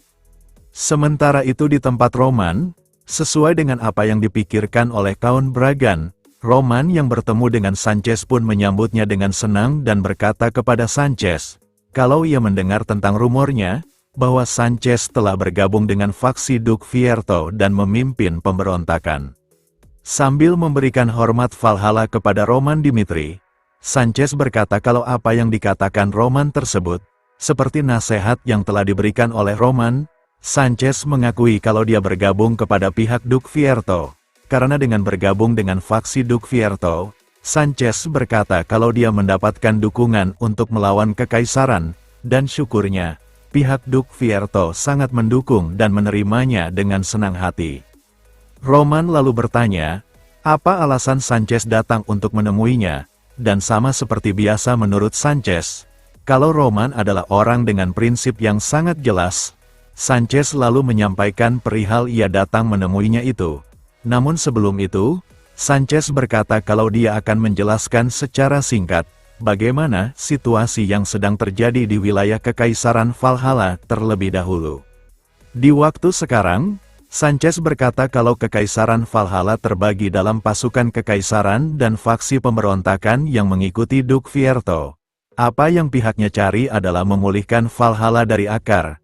Namun masalahnya, para warrior peringkat atas setia kepada kaisar, dan militer juga menunjukkan kesetiaan buta, dan karena hal tersebut, dengan jujur, Sanchez berkata kepada Roman, kalau pihaknya sangat membutuhkan bantuan Roman Dimitri untuk melawan mereka. Roman yang mendengar itu pun lalu berkata, kalau Sanchez memintanya untuk ikut campur secara langsung dalam pemberontakan, dengan tegas Roman berkata kalau dia tidak bisa menerima tawaran dari Sanchez tersebut, dan setelah Sanchez bertanya kenapa Roman tidak bisa membantu pihaknya itu, Roman pun menjawabnya dengan mengatakan, tak peduli seberapa baik reputasinya di wilayah Valhalla, jika dirinya memimpin pemberontakan di Kekaisaran Valhalla, tujuan Sanchez untuk mendapatkan legitimasinya akan menghilang. Roman lalu bertanya kepada Sanchez, kalau pasukan pemberontak kehilangan dukungan masyarakat, menurutnya apakah mereka akan bisa bertahan, dan Sanchez pun menjawabnya dengan mengatakan, kalau mereka tidak akan bisa sama sekali. Roman lalu mendekat dan berkata kepada Sanchez, untuk menyeret si kaisar turun tahta hanya akan berarti apabila Valhalla sendirilah yang melakukannya. Tapi, dia juga bisa memberi dukungan secara tak langsung ke pihak Sanchez tersebut. Dan untuk melakukannya, Roman hanya meminta syarat yang sangat mudah bagi pihak Sanchez itu, ialah aliansi sementara, yang akan valid sampai Kekaisaran Kronos berhasil ditumbangkan. Karena, Roman tidak ingin Kekaisaran Valhalla menjadi pengganjal jalannya untuk menghancurkan Kekaisaran Kronos. Di keesokan harinya, tepatnya di sore hari di kediaman Roman Dimitri, Count Bragan yang datang kembali untuk menemui Roman pun dihampiri oleh Hans selaku pelayan pribadinya, dengan dia yang menyampaikan, kalau tuannya sedang melakukan urusan pribadi, dan meminta Count Bragan untuk menunggu di ruang tamu. Count Bragan yang mendengar itu pun berkata dalam hatinya, dilihat dari Roman yang tidak ingin menemuinya dengan alasan seperti itu, Count Bragan beranggapan, kalau Roman pasti menyimpan dendam terhadap Kaisar Valhalla. Namun meski begitu, membuat tamunya harus menunggu di saat ada masalah genting seperti itu. Count Bragan berkata kalau itu rasanya kurang etis. 1 hari, 2 hari, dan di hari ketiganya ia datang untuk menemui Roman Dimitri. Count Bragan yang mulai kesal pun mendobrak meja di depannya sambil berkata, kalau pihak Roman sudah sangat keterlaluan, karena membuatnya terus menunggu dan tidak memberikan kepastian kepadanya untuk bisa bertemu dengan Roman Dimitri. Dan karena hal tersebut, dia pun memanggil bawahannya yang bernama Billy, dengan raut wajah yang marah. Count Bragan memberikan perintah, tidak peduli bagaimana caranya, Billy harus dengan cepat mencari tahu waktu kapan ia bisa bertemu dengan Roman Dimitri secara langsung. Tidak peduli masalah apa yang akan terjadi. Count Bragan berkata kalau dia akan melimpahkan ke pihak kekaisaran untuk mengurusnya. Setelah mendapatkan perintah tersebut, Billy pun menemui Hans dan bertanya kapan pihaknya bisa menemui tuannya tersebut. Namun, Hans berkata kalau tuannya itu sedang tidak ada di tempat, dan Billy yang tahu kalau Hans adalah ajudan terdekat Roman Dimitri yang selalu ada di sisinya, dia yang mengira kalau Hans hanyalah seorang pelayan yang tidak berarti buat tuannya itu. Billy pun mencoba untuk mengintimidasi Hans agar ia bisa mendapatkan izin bertemu dengan Roman Dimitri. Setelah mengatakan kalau ia paham tentang Roman yang adalah seseorang yang sangat sibuk, tapi kaum Bragan yang ia ikuti datang ke tempat tersebut untuk mewakili Kekaisaran Valhalla, Billy berkata kalau tuannya itu tidak bisa menunggu terus-menerus. Dan karena hal tersebut, Billy meminta Hans untuk memberitahunya tanggal pasti pertemuan mereka, agar ia bisa menyampaikan hal tersebut kepada tuannya itu. Setelah merenung beberapa saat, Hans pun lalu berkata, kalau tuannya itu telah melarang siapapun untuk masuk sampai jadwal pribadinya sudah selesai. Namun Billy yang marah pun berkata kepada Hans untuk jangan terus mengulangi perkataan yang sama, dan meminta Hans untuk menyampaikan pesannya kepada Roman Dimitri. Namun meski Hans paham kalau pihak kaum Bragan sudah tidak sabar untuk menemui tuannya itu, Hans berkata kalau dia tetap tidak bisa mengganggu waktu tuannya itu. Billy yang sudah tidak bisa menahan amarahnya pun mencoba untuk menampar Hans dengan tangan kanannya. Tetapi sebelum tamparan itu dilayangkan, seseorang dengan hawa membunuh yang sangat kuat pun datang di belakangnya sambil berkata kepada Billy untuk menurunkan tangannya itu. Dan setelah melihat kalau itu adalah Kevin yang dikenal dengan sebutan Demon of Dimitri, dengan langkah demi langkah dari Kevin yang menghampirinya sambil mengeluarkan aura haus darahnya itu, Billy yang ketakutan pun sambil terbata-bata ia berkata kepada Kevin untuk tidak salah paham tentang apa yang sedang terjadi. Karena ia datang menemui Hans hanya untuk mencari Roman Dimitri. Namun Kevin yang terlihat marah pun berkata kepada Billy, siapa dirinya yang berani-beraninya mengancam Hans di wilayah Dimitri, tempat kekuasaan tuannya itu. Setelah mendengar Kevin berkata seperti itu, Billy yang terlihat sedikit panik pun berkata, kalau tuduhan Kevin yang menuduhnya sudah mengancam Hans adalah sesuatu yang sudah melewati batas. Tetapi, Kevin dengan pendiriannya, dia berkata kalau dia tetap meminta penjelasan soal perilakunya yang sudah melewati batas kepada Hans selaku pelayan pribadi tuannya itu. Billy yang merasa direndahkan pun dengan nada tinggi dia berkata kepada Kevin untuk jangan bicara padanya seolah-olah Kevin sedang memberikan perintah kepadanya. Karena menurutnya, dia yang seorang kesatria dari wilayah Valhalla tidak mempunyai ikatan dengan kerajaan Dimitri. Dan meski sekalipun dirinya memukuli seorang pelayan di kerajaan Dimitri, Billy berkata kalau perbuatannya itu tidak akan berpengaruh sedikitpun. Kevin yang mendekatinya sambil mengeluarkan aura haus darahnya itu pun menyuruh Billy untuk mengatakan perkataannya kembali kalau dia ingin merasakan konsekuensi apa yang akan ia terima. Dan Billy yang terpancing emosinya itu, dia yang berkata kalau Kevin sungguh sudah kurang ajar terhadapnya itu, dia pun bertanya, apa yang akan Kevin lakukan terhadapnya jika dirinya mengulangi perkataannya itu? Karena menurutnya, dia yang cuma sedikit menakuti seorang pelayan seharusnya tidak menimbulkan masalah besar seperti yang dibesar-besarkan oleh Kevin tersebut. Setelah Billy berkata kalau pihak Dimitri lah yang pertama memulai menghina mereka selaku utusan dari Kekaisaran Valhalla, pada saat akan melanjutkan perkataannya, Kevin pun menampar pipi kanannya dengan sangat keras. Dan Billy yang mulai tidak bisa menahan amarahnya, pada saat akan melancarkan serangan menggunakan pedang yang ia bawa.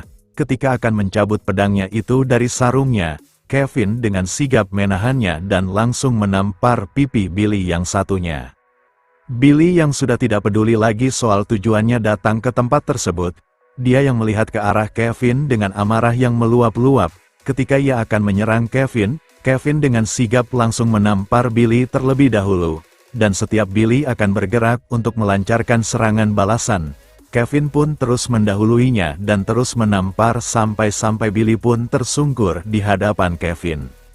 Kevin dengan lantang berkata kepada Billy, kalau Hans bukan cuma orang kepercayaan tuannya itu, melainkan juga adalah seorang dermawan yang menjaga keluarga setiap kesatria kerajaan Dimitri, dan seseorang seperti Billy yang tak memperlakukannya secara tidak hormat. Kevin dengan kesal berkata kalau Billy sudah sewajarnya mendapatkan hukuman atas perilakunya itu. Billy yang terlihat babak belur pun mencoba memojokkan Kevin dengan mengatakan, Apakah Kevin bisa menanggung apa yang sudah ia lakukan terhadap kesatria dari Kekaisaran Valhalla? Karena menurutnya, prajurit rendahan seperti Kevin tidak layak untuk dipandang oleh kekaisarannya itu. Dan di sisi Kevin, sambil tersenyum dia berkata kepada Billy, apakah Billy mau tahu cerita lucu yang dulu pernah terjadi di hidupnya setelah menjadi bawahan tuannya itu? Kevin lalu menceritakan ceritanya dengan mengatakan, kalau dulu ia yang sempat menghadiri pesta di wilayah Barco dengan tuannya itu, Kevin berkata kalau ada beberapa bajingan di tempat tersebut yang menghina keluarga Dimitri, tuannya itu langsung menghajar mereka tanpa ampun. Dan setelahnya tuannya berkata kepadanya dengan mengatakan, mulai di detik itu, tuannya menyuruhnya untuk belajar membaca karakter orang yang akan ia hadapi, dan melihat keadaan sekarang yang sedang terjadi. Kevin berkata kalau Billy adalah seseorang yang boleh ia hajar sesuka hati. Setelah beberapa waktu berlalu, Billy yang dihajar oleh Kevin pun lalu melaporkan apa yang sudah terjadi kepada Count Bragan, dan setelah mendengarkan semua cerita yang diceritakan oleh bawahannya itu, Count Bragan yang terlihat emosi pun menyumpahi orang-orang Dimitri yang ia anggap sudah berbuat kurang ajar kepada utusan dari Kekaisaran Valhalla, dan melihat tindakan Hans dan Kevin kepada bawahannya itu, Count Bragan beranggapan kalau kemungkinan besar itu berdasarkan perintah dari Roman Dimitri untuk memancing amarah mereka, dan Count Bragan yang menganggap kalau Roman Dimitri mempunyai sisi kekanak-kanakan seperti itu, karena balas dendam dimulai dari kesabaran. Dia pun bertanya-tanya, apakah Roman masih bisa mempertahankan sikapnya itu setelah berhadapan dengannya nanti. Di tempat Roman, melalui komunikator Magic, Roman Dimitri mengadakan konferensi dengan 3 raja wilayah selatan Kronos, dan pada konferensi tersebut, sudah diputuskan bahwa krisis penghuni Odelia akan ditangani bersama ketiga negara juga dengan kerajaan Dimitri. Dan setelah kepentingannya sudah dibereskan satu persatu, Roman yang berkata kepada Hans kalau waktunya dia bertemu dengan Count Bragan sudah bisa dilakukan. Roman yang tersenyum pun membayangkan apa yang akan terjadi ketika ia menemui Count Bragan yang sudah lama menunggunya. Setelah bertemu dengan Roman Dimitri, sambil tersenyum Count Bragan berkata kalau sepertinya Roman sedang sibuk sehingga tidak bisa diganggu sedikit pun. Namun di balik senyumannya itu, Count Bragan merasa kesal, karena Roman sudah berani kurang ajar membuatnya menunggu selama seminggu penuh hanya untuk menemuinya saja.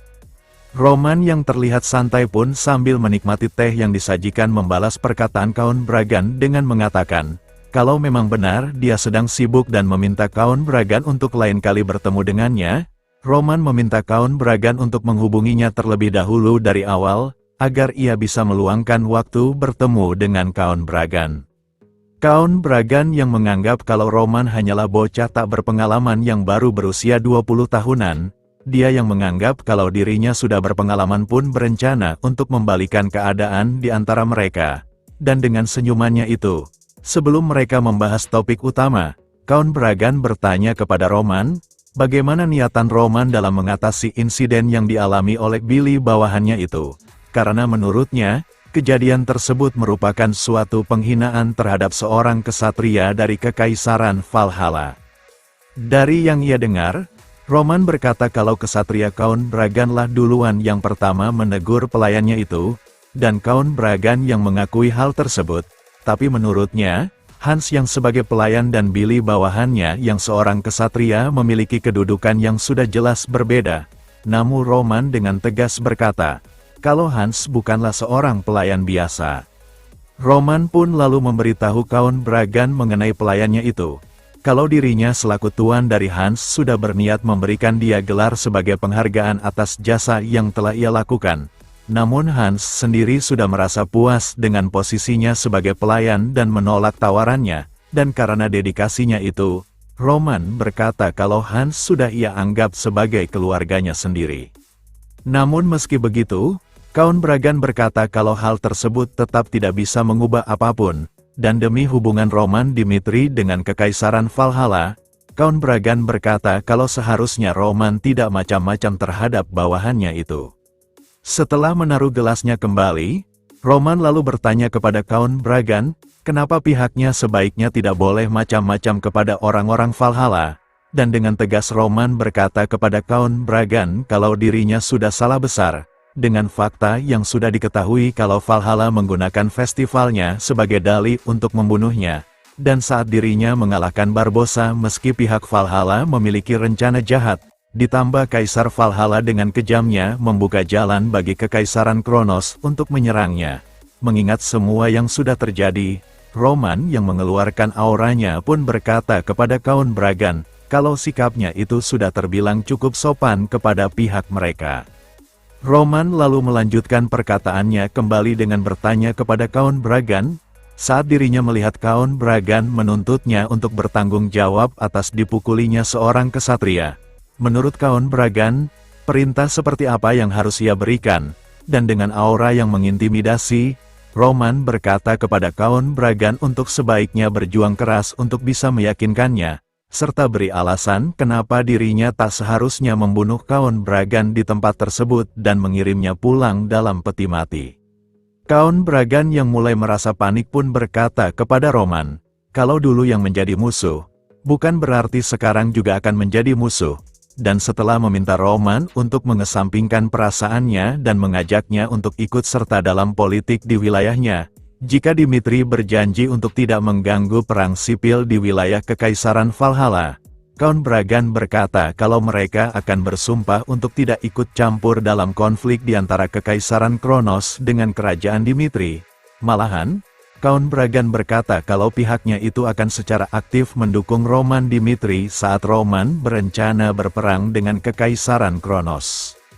Dengan tatapannya yang tajam, Roman berkata, kalau cuma itu yang bisa Count Bragan bisa tawarkan, maka tampaknya tak ada lagi alasan untuk membiarkan Count Bragan untuk bisa menghirup udara segar, dan Count Bragan yang kebingungan dengan apa yang dikatakan oleh Roman tersebut, Kevin yang datang di belakangnya pun, dengan aura haus darahnya, sesuai dengan apa yang dikatakan oleh tuannya itu, nasib hidup dari Count Bragan pun sudah tidak bisa ditolong lagi. Setelah beberapa waktu berlalu, di tempat lain tepatnya di wilayah Markis Belfir, dia yang terlihat sedang berdiskusi dengan para bawahannya pun didatangi oleh bawahannya yang lain yang membawa sebuah kotak. Bawahannya itu berkata kalau Count Bragan telah mengirim paket ekspres yang ditunjukkan kepada Markis Belfir, dan setelah mengambil kotak yang dikirim oleh Count Bragan tersebut, ketika ia bertanya-tanya apakah Count Bragan bisa membujuk Roman Dimitri, dia yang mengira kalau paket tersebut adalah pertanda kabar bagus bagi pihaknya itu. Tak diduga setelah membukanya, isi dari kotak tersebut adalah kepala dari Count Bragan yang sudah dieksekusi oleh pihak kerajaan Dimitri. Sehingga, Markis Belfir yang melihat itu pun marah sambil berteriak dengan menyebut nama Roman Dimitri. Setelah mendapatkan hadiah spesial dari kerajaan Dimitri, Markis Belfir pun lalu pergi ke keluarga Kekaisaran Valhalla untuk menyampaikan apa yang ia dapat dari Roman Dimitri, dan sambil memperlihatkan kepala Count Bragan yang sudah dipenggal kepada kaisarnya, Markis Belfir berkata kalau Roman sudah lancang berani memenggal orang yang dikirim sebagai perwakilan dari pihak kekaisaran mereka. Suasana di ruangan tersebut pun langsung hening setelah mendengar laporan dari Markis Belfir tersebut, sehingga Kaisar Valhalla dengan raut wajahnya yang datar pun hanya bisa melongo terdiam, dan salah satu petinggi yang ada di ruangan tersebut, dia berkata kepada kaisarnya dengan mengatakan, kalau dia sudah tahu tentang hal tersebut akan benar-benar terjadi, karena menurutnya, Roman adalah orang yang tidak bisa diajak dengan mudah untuk berkompromi. Dengan kejadian tersebut, dia melanjutkan perkataannya, kalau untuk membalas perbuatan dari kerajaan Dimitri, pertama mereka harus mengumpulkan pasukan dan memusnahkan pasukan pemberontak yang dipimpin oleh Duke Fierto, dan setelah berhasil menaklukkan mereka, petinggi itu berkata kalau mereka harus bergabung dengan Kekaisaran Kronos untuk menyerang kerajaan Dimitri, karena menurutnya, jika mereka bergabung dengan Kekaisaran Kronos, meski Dimitri nantinya akan dibantu dengan aliansi mereka, petinggi itu berkata kalau mereka akan tetap memenangkan peperangan tersebut dengan bantuan dari Kekaisaran Kronos. Di saat para petinggi yang lain berseru yang menandakan kalau mereka setuju dengan rencana dari rekannya itu, salah satu dari mereka yang tergolong dari faksi konservatif yang diketahui dia bernama Count Gomez, Dia pun memotong pembicaraan rekan-rekannya dan bertanya, apakah mereka bisa melakukan hal yang lain? Dan salah satu dari mereka yang balik bertanya kepada kawan Gomez apakah dirinya mempunyai ide yang lain. Kawan Gomez pun berkata, kalau mengingat fakta bahwa Roman telah bertemu dengan Sanchez, kawan Gomez beranggapan kalau Roman pasti sudah bersekutu dengan pasukan pemberontakan, dan dengan fakta tersebut, kawan Gomez berkata kalau pihaknya itu harus memanfaatkan celah tersebut. Seperti fakta yang sudah bukan menjadi rahasia umum kalau ideologi darah murni Valhalla sangat tertutup. Jika orang-orang Valhalla yang berharap memulihkan pondasi sebagai bangsa warrior tahu kalau Roman Dimitri ikut campur selaku orang luar dari kekaisaran mereka, kawan Gomez pun berkata kalau perasaan para penduduk kekaisaran Valhalla pasti akan memberontak, dan tak akan setuju mendukung pasukan pemberontakan yang dipimpin oleh Duke Fierto. Dan untuk mengadu domba penduduk mereka dengan pasukan Duke Fierto, kawan Gomez yang bersujud memberikan hormat kepada kaisarnya pun meminta kesempatan itu untuk ia lakukan sendiri. Karena dengan dirinya yang menghubungi pihak Roman dan mengamankan bukti konkret yang akan mengguncang publik, kawan Gomez berkata kalau itu akan menjadi kemenangan bagi pihak mereka. Di sisi Marquis Belfier, dia yang mendengar rencana dari kawan Gomez pun berkata kalau dia juga akan membantu rencana dari kawan Gomez tersebut, dan sambil meninggalkan ruangan itu, Kaisar Valhalla berkata untuk lakukan sesuka hati mereka, dan dengan izin dari Kaisar mereka sudah ia dapatkan. Marquis Belfier yang memberikan isyarat kepada kawan Gomez pun disadari oleh kawan Gomez, kalau mereka akan melanjutkan sesuai rencana yang sudah mereka buat sebelumnya. Beberapa waktu pun sudah berlalu, kawan Gomez yang menghubungi pihak kerajaan Dimitri dengan menggunakan alat sihir pemanggilan pun berkata kepada Roman yang menerima panggilan tersebut, kalau hadiah yang dikirimkan oleh Roman sudah ia terima dengan sangat baik sekaligus bertanya tentang tindakannya itu. Apakah Roman harus menggunakan cara seperti itu untuk mengatasi sebuah masalah? Karena dengan satu keputusan tersebut, kawan Gomez berkata kalau pihak kekaisaran Valhalla dan kerajaan Dimitri akan bermusuhan selamanya, dan tidak akan pulih lagi. Di sisi Roman, dia pun menanggapi perkataan dari kawan Gomez tersebut dengan mengatakan, kalau ucapannya itu benar-benar sangatlah lucu, karena sejak Valhalla secara terbuka mencoba membunuhnya, Roman berkata kalau dirinya tidak ada niat untuk berkompromi dengan pihak kekaisaran Valhalla. Kawan Gomez membalasnya dengan mengatakan, apakah Roman pikir kalau dunia adalah milik Roman seorang? Dengan kawan Gomez yang menyayangkan perkataan Roman tersebut. Meski Roman adalah pihak yang berasal dari wilayah Kairo yang mendapatkan pengakuan dari pihak kekaisaran Valhalla karena pencapaiannya itu. Tapi menurutnya kawan Gomez, pihak Dimitri harus tahu kalau ada batasan yang tidak boleh mereka lewati. Dan dengan kawan Gomez yang melihat ke arah bawahannya yang membawa alat perekam suara, bawahannya itu yang tahu kalau itu isyarat untuk mengaktifkan alat tersebut, dia pun lalu menekan alat itu yang bertujuan untuk menjebak Roman Dimitri. Kawan Gomez pun melanjutkan perkataannya yang bertujuan untuk menjebak Roman Dimitri dengan mengatakan, kalau Roman yang sudah bersekutu dengan pihak Duke Fierto adalah kesalahan yang sangat besar.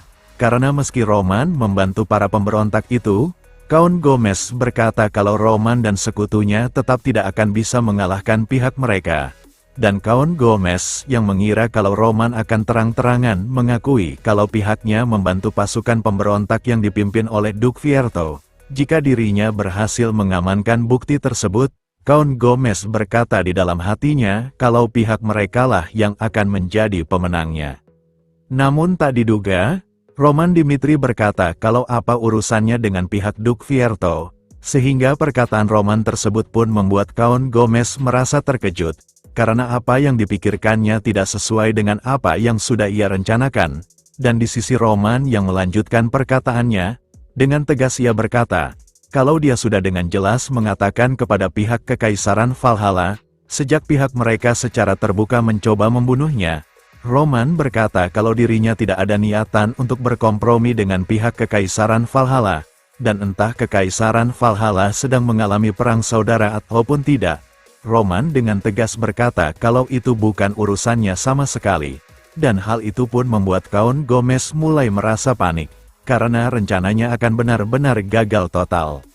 Dengan Roman yang mengaburkan inti permasalahan dengan dendam pribadi, jika perbincangan mereka terus berlangsung seperti itu, Count Gomez berkata dalam hatinya kalau rencananya untuk merekam pengakuan Roman benar-benar akan sia-sia, dan di sisi Roman yang meneruskan perkataannya, dia pun lalu memberikan sebuah penawaran bagi pihak Kekaisaran Valhalla.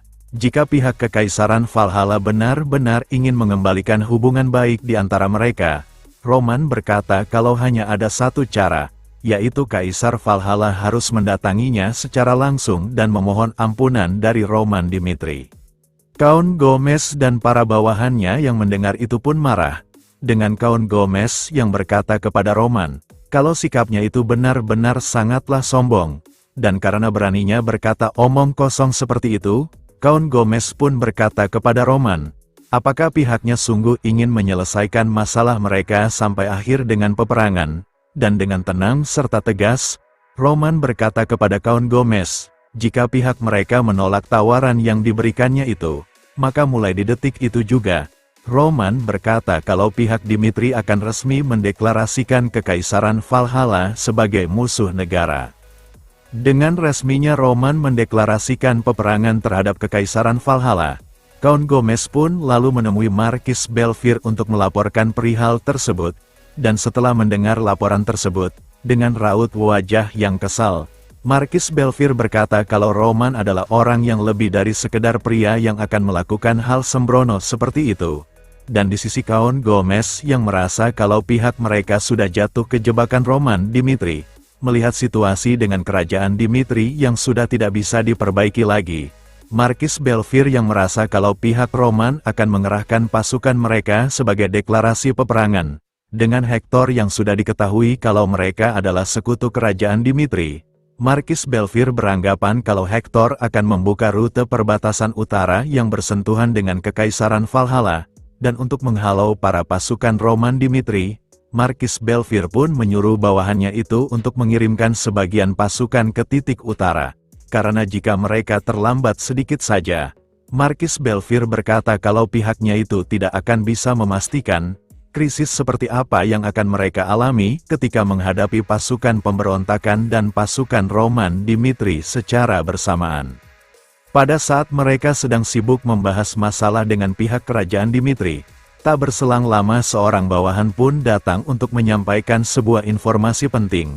Dan setelah diizinkan untuk menyampaikan laporannya, orang tersebut pun berkata, kalau pasukan pemberontakan yang dipimpin oleh Duke Fierto telah menyerang wilayah Hernard. Di wilayah Hernard, tempat yang sedang diserang oleh pasukan pemberontakan, pasukan dari pihak Kaisar Valhalla yang terlihat sedang terpojok pun mencoba bertahan dari serangan pasukan Duke Fierto, dan mereka yang melihat Duke Fierto terjun langsung dalam penyerangan tersebut, mereka yang menargetkannya pun langsung menghampirinya untuk melancarkan serangan yang bertujuan untuk membunuhnya. Namun, dengan kedua kampak besarnya, Duke Fierto bisa memukul mundur mereka, dan dengan seruannya kepada pasukannya itu untuk mengikuti jejaknya, setelah mereka berhasil memojokkan pasukan Kaisar Valhalla, dengan suara lantang Duke Fierto berkata kepada mereka, kalau mereka yang sama seperti dirinya sebagai warrior sejati dari Valhalla, jika mereka menyerah, Duke Fierto berkata kalau pihaknya akan mengampuni nyawa mereka, serta jika pihaknya bisa memenangkan peperangan tersebut, Duke Fierto berkata kepada pasukan musuh dan para penduduk Valhalla, kalau dia akan mengembalikan kejayaan warrior Valhalla kembali seperti sebelumnya. Count Gomez, yang sebagai komandan pasukan yang dikirim untuk melenyapkan pasukan pemberontakan, dia yang terlihat sedang menyusun sebuah rencana untuk melawan pasukan pemberontakan pun mendapatkan informasi baru dari salah satu bawahannya. Kalau baru saja, dia mendapatkan informasi mengenai Hernard telah jatuh ke tangan pasukan pemberontakan, dan melihat Duke Fierto sudah menguasai penuh wilayah tersebut, dia pun berkata kepada Count Gomez kalau pasukan Duke Fierto sepertinya akan bersiap untuk mengepung. Dengan wilayah Hernard yang telah jatuh ke tangan pasukan pemberontakan, dia yang tak punya lagi cara pun lalu menyuruh bawahannya itu untuk memanggil seluruh top rank warrior kecuali Kaisar untuk membantu pihak mereka. Dan melihat satu-satunya kekuatan besar pihak musuh adalah orang yang bernama Valderas. Tidak peduli sekuat apa persiapan pihak musuh, jika pihaknya bisa mengerahkan para top rank Valhalla, Count Gomez berkata kalau pihak musuh tidak akan bisa menghentikan pihaknya itu. Namun tak berselang lama, salah satu bawahannya pun datang untuk memberikan informasi yang sangat penting. Dan ternyata, informasi tersebut mengenai para top rank Valhalla yang telah dipanggil untuk mengikuti Duel of Decision, yang hal itu pun membuat Count Gomez merasa terkejut. Duel of Decision, ketentuan itu seharusnya tidak muncul saat ini. Tradisi Valhalla yang layak bagi bangsa warrior, di mana hanya top rank warrior yang boleh berpartisipasi. Duel of Decision tidak boleh ditolak, apapun keadaannya. Karena itu memiliki otoritas yang sangat kuat. Itu adalah duel di mana seseorang mempertaruhkan nyawa mereka. Dan dengan ketentuan yang mutlak itu, Count Gomez yang marah pun bertanya siapa pelaku dari peristiwa tersebut kepada bawahannya itu. Dan setelah mendengar kalau yang melakukan ajakan duel tersebut adalah Ares selaku peringkat ketiga dari top rank terhadap rank kedua yang diketahui dia bernama Alvarez, Count Gomez pun hanya bisa terdiam bertanya-tanya, siapa dirinya yang melakukan tindakan absurd tersebut ketika wilayahnya sedang dalam konflik peperangan. Sebelum terjadinya ajakan Duel of Decision dari Ares kepada Alvarez, di waktu tersebut, sebagai jawaban atas panggilan kekaisaran, para warrior top rank Valhalla pun berkumpul di ibu kota. Dan di tempat perkumpulan mereka, Alvarez selaku rank kedua Valhalla yang melihat para warrior rank hanya tinggal sedikit. Dia pun berkata kalau Valhalla yang sekarang sudah berbeda jauh dengan Valhalla yang dulu ia kenal. Dan salah satu dari mereka yang membalas perkataan Alvarez pun mengatakan, kalau itu karena ulah Roman Dimitri. Karena kalau bukan karena adanya Roman Dimitri, tidak mungkin Morales, Barbosa dan Rodriguez akan menyeberang ke pihak yang lain. Rank kelima Valhalla yang bernama Tron pun menambahkan dengan mengatakan, ditambah dengan Ares selaku warrior yang menduduki rank ketiga dan mengikuti Roman Dimitri. Alvarez yang mendengar itu pun berkata kalau perbuatannya sangatlah konyol. Namun di balik perkataannya tersebut, di dalam hatinya Alvarez berkata, kalau Roman adalah sesosok makhluk anomali yang bisa mengubah keseluruhan alur yang tak bisa diprediksi oleh orang lain. Tak berselang lama seseorang pun datang, dan ternyata, itu adalah Ares yang kembali ke tanah Valhalla, dan tanpa merasa bersalah karena telah meninggalkan kekaisaran Valhalla selaku tempat kelahirannya. Setelah menyapa mereka dan bertanya keadaan mereka semua, di sisi Alvarez yang melihat dan mendengar perkataan Ares pun lalu berkata kepadanya, apa yang membuat seorang pengkhianat seperti Ares datang ke tempat mereka? Dan sambil tersenyum, setelah Ares berkata kalau dia masih termasuk rank Valhalla yang belum dihapus dalam daftar rank tersebut, dengan percaya diri, Ares berkata kalau dia sebagai rank ketiga Valhalla, menantang Duel of Decision kepada Alvarez. Yang hal tersebut pun membuat Alvarez naik pitam atas perkataan Ares yang seenaknya itu. Di sisi Schneider selaku rank ke-9 Valhalla yang mendengar ajakan duel dari Ares tersebut, dia berkata kalau keparat seperti Ares yang telah membuang Valhalla dan menginginkan Duel of Decision benar-benar tidak bisa diterima. Dan sambil berjalan menghampirinya, Ares berkata kalau Duel of Decision adalah hak eksklusif seorang warrior high rank. Dan setelah memegang pundak dari Schneider kemudian menggunakan sedikit tenaganya untuk meremasnya yang membuat Schneider kesakitan, Ares yang mengeluarkan aura intimidasi pun berkata kepada Schneider, kalau dirinya adalah orang yang tidak mempunyai hak soal tersebut, karena dibandingkan dengan ranknya yang berbeda jauh, Ares berkata kalau Schneider tidak bisa berpendapat soal tersebut, dan di sisi Alvarez, dia yang terpancing pun lalu meminta Ares untuk menghentikan tindakannya itu. Dan sambil mengeluarkan auranya, Alvarez berkata kalau dia akan menerima ajakan Duel of Decision dari Ares itu. Setelah beberapa waktu berlalu, di Secret Hall Valhalla, tempat duel akan dilakukan, dengan kepercayaan yang begitu tinggi, Alvarez berkata kepada Ares, kalau hasil pertandingan tidak akan pernah berubah seperti yang sudah mereka lakukan selagi melakukan duel tersebut, dan meski begitu, Alvarez tidak habis pikir. Kenapa Ares masih begitu percaya diri meski sudah mengalami 3 kekalahan dalam duel di antara mereka? Setelah mereka masuk ke tempat pertandingan, seorang pengadil dalam duel tersebut pun menyampaikan, kalau sebentar lagi akan dilangsungkan Duel of Decision yang begitu sakral, dan ia meminta kepada para hadirin yang datang untuk menyaksikan duel tersebut dengan hikmat, tanpa mengganggu duel antara kedua high rank yang ada di depan mereka. Setelah aba-aba dari pertandingan mereka sudah dimulai, masing-masing dari mereka pun saling bergerak untuk melancarkan serangannya, dan dengan begitu intens, Alvarez dan Ares pun saling berjual beli serangan, yang hal tersebut pun membuat Snyder merasa takjub. Namun meski begitu, di sisi Tron, dia berkata kalau pada akhirnya Alvarez lah yang akan tetap memenangkan duel tersebut. Kembali ke sisi pertarungan antara Alvarez dan Ares. Di pertarungan mereka yang saling membalas serangan mereka masing-masing pun membuat Alvarez mulai menikmati pertarungan di antara mereka. Namun melihat celah di antara aura yang mereka miliki, dengan percaya dirinya, Alvarez berkata kalau Ares tidak akan pernah menang melawannya, dan dengan melihat celah sedikit untuk melakukan serangan mematikan kepada Ares. Dengan serangan tersebut yang menimbulkan ledakan besar, dia yang mengira kalau serangannya itu berhasil mengenai Ares. Tak diduga kalau itu hanyalah skill dari afterimage dari aura yang dilakukan oleh Ares.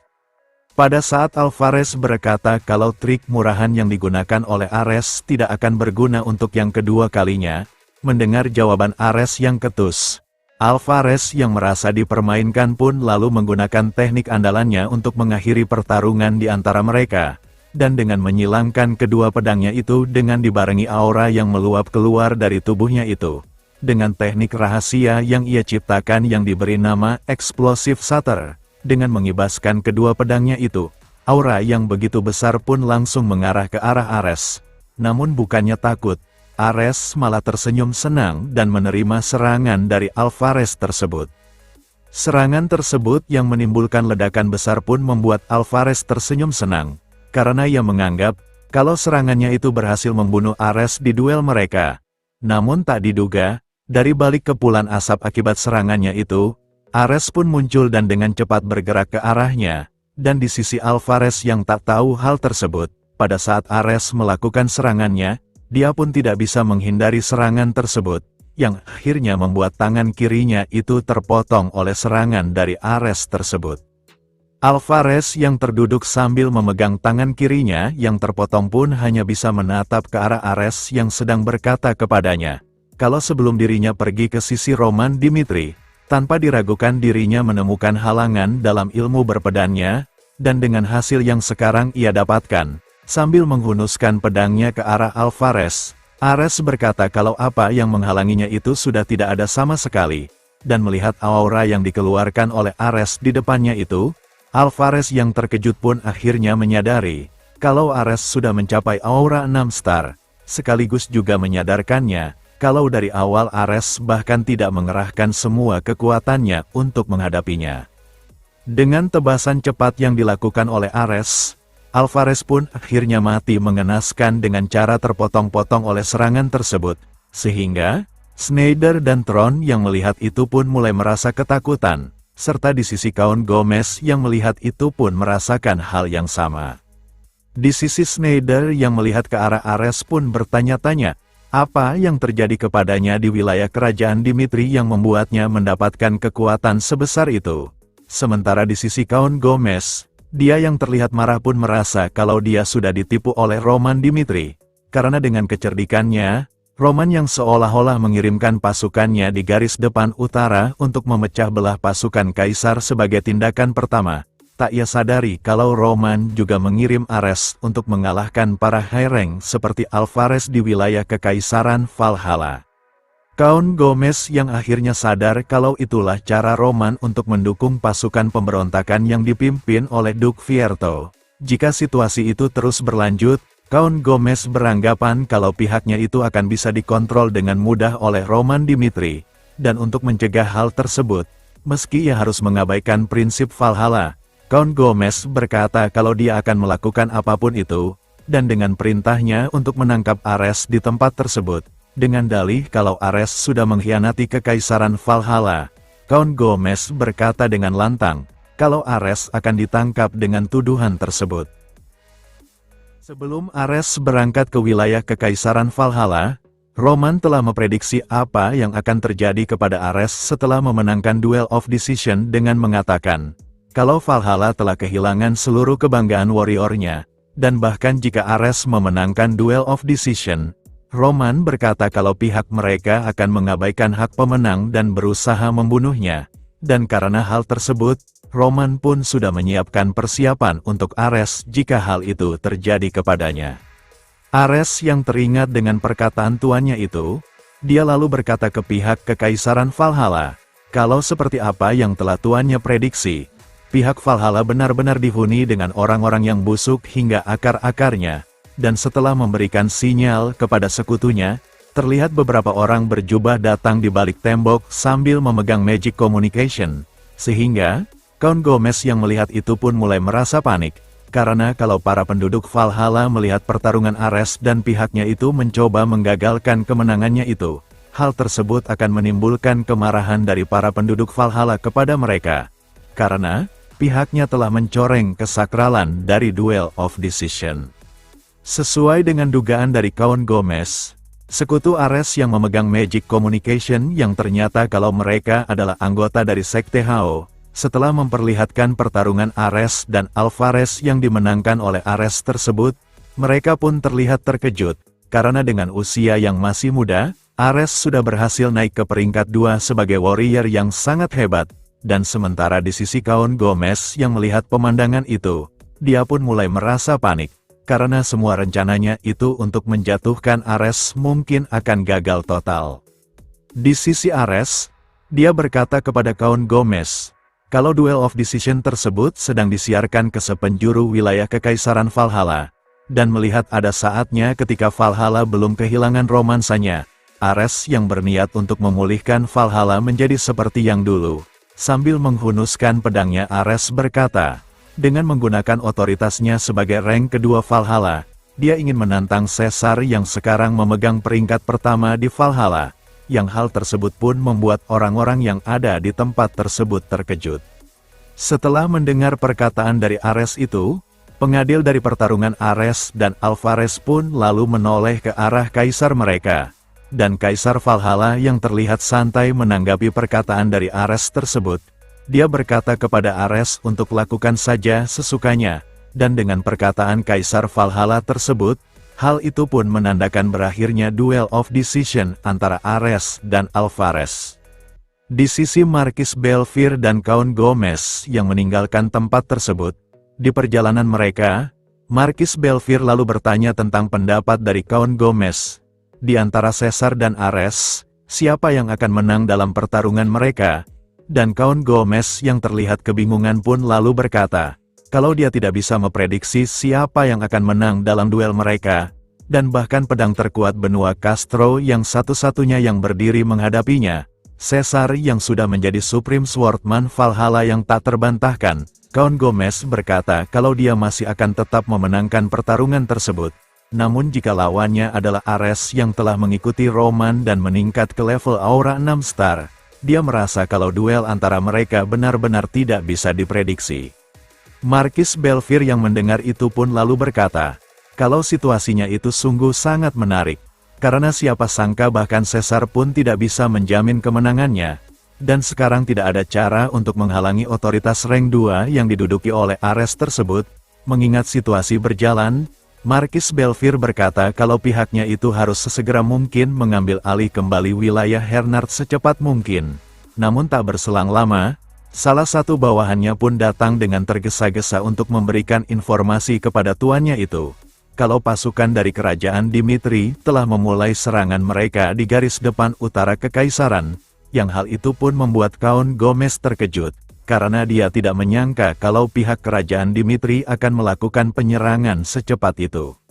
Sementara itu di wilayah Valhalla perbatasan utara, Roman yang didampingi oleh Chris dan Felix selaku master dari Magic Tower Phoenix. Di sisi Chris, dia lalu memberikan informasi yang sudah ia dapatkan kepada tuannya itu, kalau pihak musuh mempunyai 100.000 pasukan yang bertahan di garis depan Valhalla, dan melihat hal tersebut, Chris beranggapan kalau pihak Valhalla menilai bahwa menahan pasukan pemberontak lebih penting dibanding dengan garis utara wilayah mereka. Meski sesuai dugaan seperti prediksinya itu, Roman berkata kalau situasi yang sedang terjadi itu masih menguntungkan keluarga Kekaisaran Valhalla, dan agar pasukan pemberontak bisa memberikan hasil berarti, pihaknya tidak boleh membiarkan keluarga Kekaisaran Valhalla sedikitpun waktu untuk bernafas, dan karena hal tersebut, pihaknya itu harus terus menggempur pihak Kekaisaran Valhalla, dan lalu bertanya kepada Felix, berapa lama yang dibutuhkan Felix untuk merobohkan dinding Valhalla. Dan dengan percaya dirinya, Felix berkata kalau dia hanya membutuhkan waktu 1 jam saja. Di sisi pihak Kekaisaran Valhalla, komandan mereka yang bernama Marquis Kilian pun bertanya tentang situasi dari para musuh mereka kepada bawahannya itu. Dan bawahannya pun lalu berkata, kalau pasukan aliansi dari musuh diperkirakan sekitar 100.000 prajurit, dan melihat orang-orang hebat yang ada di pihak Roman Dimitri, bawahannya itu berkata kalau pihaknya itu harus mewaspadai Felix dari Phoenix Magic Tower, karena kalau dia bisa menyerang mereka dengan leluasa, bawahannya itu berkata kalau dinding benteng perbatasan bisa dihancurkan dengan sangat mudahnya. Mendengar hal tersebut, Marquis Kilian lalu bertanya kepada Henir selaku master dari Mountain Magic Tower, apakah dirinya memiliki tindakan penanggulangan untuk berjaga-jaga, dan dengan percaya dirinya, Henir berkata kalau dia sudah mempersiapkan hal tersebut, dan dengan persiapannya itu, Henir berkata kalau pihak mereka tidak perlu sama sekali mengkhawatirkan serangan dari pihak musuh, karena dengan defense magic dari mountain mereka yang ia anggap bisa menahan bahkan flare dan magic attack dengan mudah, dengan 100 mage yang ia bawa, Henir berkata kalau serangan apapun dari musuh tidak mungkin bisa menghancurkan pertahanan mereka. Diketahui, di antara Magic Tower Valhalla, Mountain adalah Magic Tower yang spesialisasi di atas yang lainnya dalam defense magic, dan dengan keunggulannya itu, meski mereka harus membutuhkan waktu selama 10 hari bagi pihaknya untuk merebut kembali wilayah Hernard, dengan percaya dirinya, Marquis Kilian berkata kalau pihaknya akan bisa bertahan dalam gempuran dari serangan yang dilancarkan oleh Roman dan pasukannya. Setelah bawahan dari Marquis Kilian memberikan informasi kalau pihak Dimitri dan mage dari Phoenix Magic Tower sudah mulai terlihat di depan mereka, di sisi pihak kerajaan Dimitri yang dipimpin penyerangannya oleh Felix, dengan sesuai rencana awal untuk menyerang dinding pembatas dengan serangan jarak jauh, dan kemudian mendorong pihak Kekaisaran Valhalla masuk untuk memaksa serangan jarak dekat, Felix pun memerintahkan bawahannya untuk bersiap melancarkan serangan mereka dengan menembakkan flare yang bertujuan untuk menghancurkan dinding pembatas tersebut. Sebelum serangan tersebut dilancarkan, di pihak Kekaisaran Valhalla, Henir lalu menggunakan skillnya yang bernama Stone Shield, yang seketika, dinding batu pun lalu muncul di depan benteng pembatas untuk menghalau serangan dari pihak Roman Dimitri. Namun tak berselang lama setelah dinding batu itu tercipta, dinding batunya pun mulai sedikit demi sedikit roboh yang membuat Henir mulai merasa panik, karena di pihak musuh telah menggunakan skill Dispel untuk menghilangkan skill magic dari dirinya. Diketahui, skill Dispel adalah magic spell yang menetralisir sihir dari lawan mereka, dan skill tersebut adalah skill yang potensinya ditentukan oleh celah kemampuan di antara kedua perapal mantra. Dan meski terlihat seperti mantra biasa, tapi saat skill lawan jauh melebihi skillmu, Dispel menjadi lebih sulit untuk dijalankan dibandingkan sihir lainnya. Dan dalam hal tersebut, jawaban Dimitri adalah penghinaan yang dilakukan terang-terangan terhadap Kekaisaran Valhalla. Henir yang merasa dipermainkan oleh pihak kerajaan Dimitri pun lalu mencoba membalasnya dengan skill yang sama kepada lawan mereka, dan dengan bantuan para bawahannya itu, mereka pun mulai menggunakan skill Dispel mereka untuk menghancurkan skill Dispel dari pihak kerajaan Dimitri. Namun karena perbedaan kemampuan dari mereka, salah satu bawahannya pun berkata kepada Henir, kalau mereka tidak bisa menangkis Dispel musuh karena kecepatan perapalan mereka, yang hal itu pun mulai membuat Henir merasa panik, karena hanya dengan 50 perapalan skill Dispel yang mereka buat, bisa mengalahkan kecepatan 100 perapalan skill Dispel yang ia dan bawahannya itu buat. Marquis Kilian yang melihat Henir mulai keteteran, dia pun bertanya apa yang sedang Henir lakukan tersebut, dan setelah meminta maaf karena pihaknya tidak bisa menandingi skill dari lawannya itu, di sisi pihak Roman Dimitri, Edwin Hector yang bergabung dengan pasukan Roman pun menggunakan skill Flame Cannon-nya itu untuk menyerang benteng tersebut, dan dengan serangannya tersebut, meski benteng tersebut dilapisi dengan pelindung magic, serangan dari Edwin itu berhasil membuat retakan dari pelindung magic tersebut. Di sisi pihak kerajaan Dimitri, Felix yang melihat serangan Edwin berhasil membuat retakan pada pelindung sihir yang digunakan oleh pihak Kekaisaran Valhalla, dia pun merasa kagum. Karena hanya dalam beberapa bulan saja, Edwin Hector bisa menggunakan magic dengan skala kekuatan sebesar itu, dan dalam waktu 5 tahun saja, Felix meyakini, kalau Edwin pasti akan berhasil melampauinya dan akan dipanggil sebagai Grand Mage yang akan mengguncang dunia. Namun, Edwin Hector dengan kerendahan hatinya, dia berkata kalau jalannya itu masihlah panjang untuk mendapatkan pencapaian tersebut, dan kemudian, dia pun memulai kembali penyerangannya dan menggunakan skill Wide Area Multi Dispel yang telah ia kuasai. Next, kita lanjut di part selanjutnya. Terima kasih.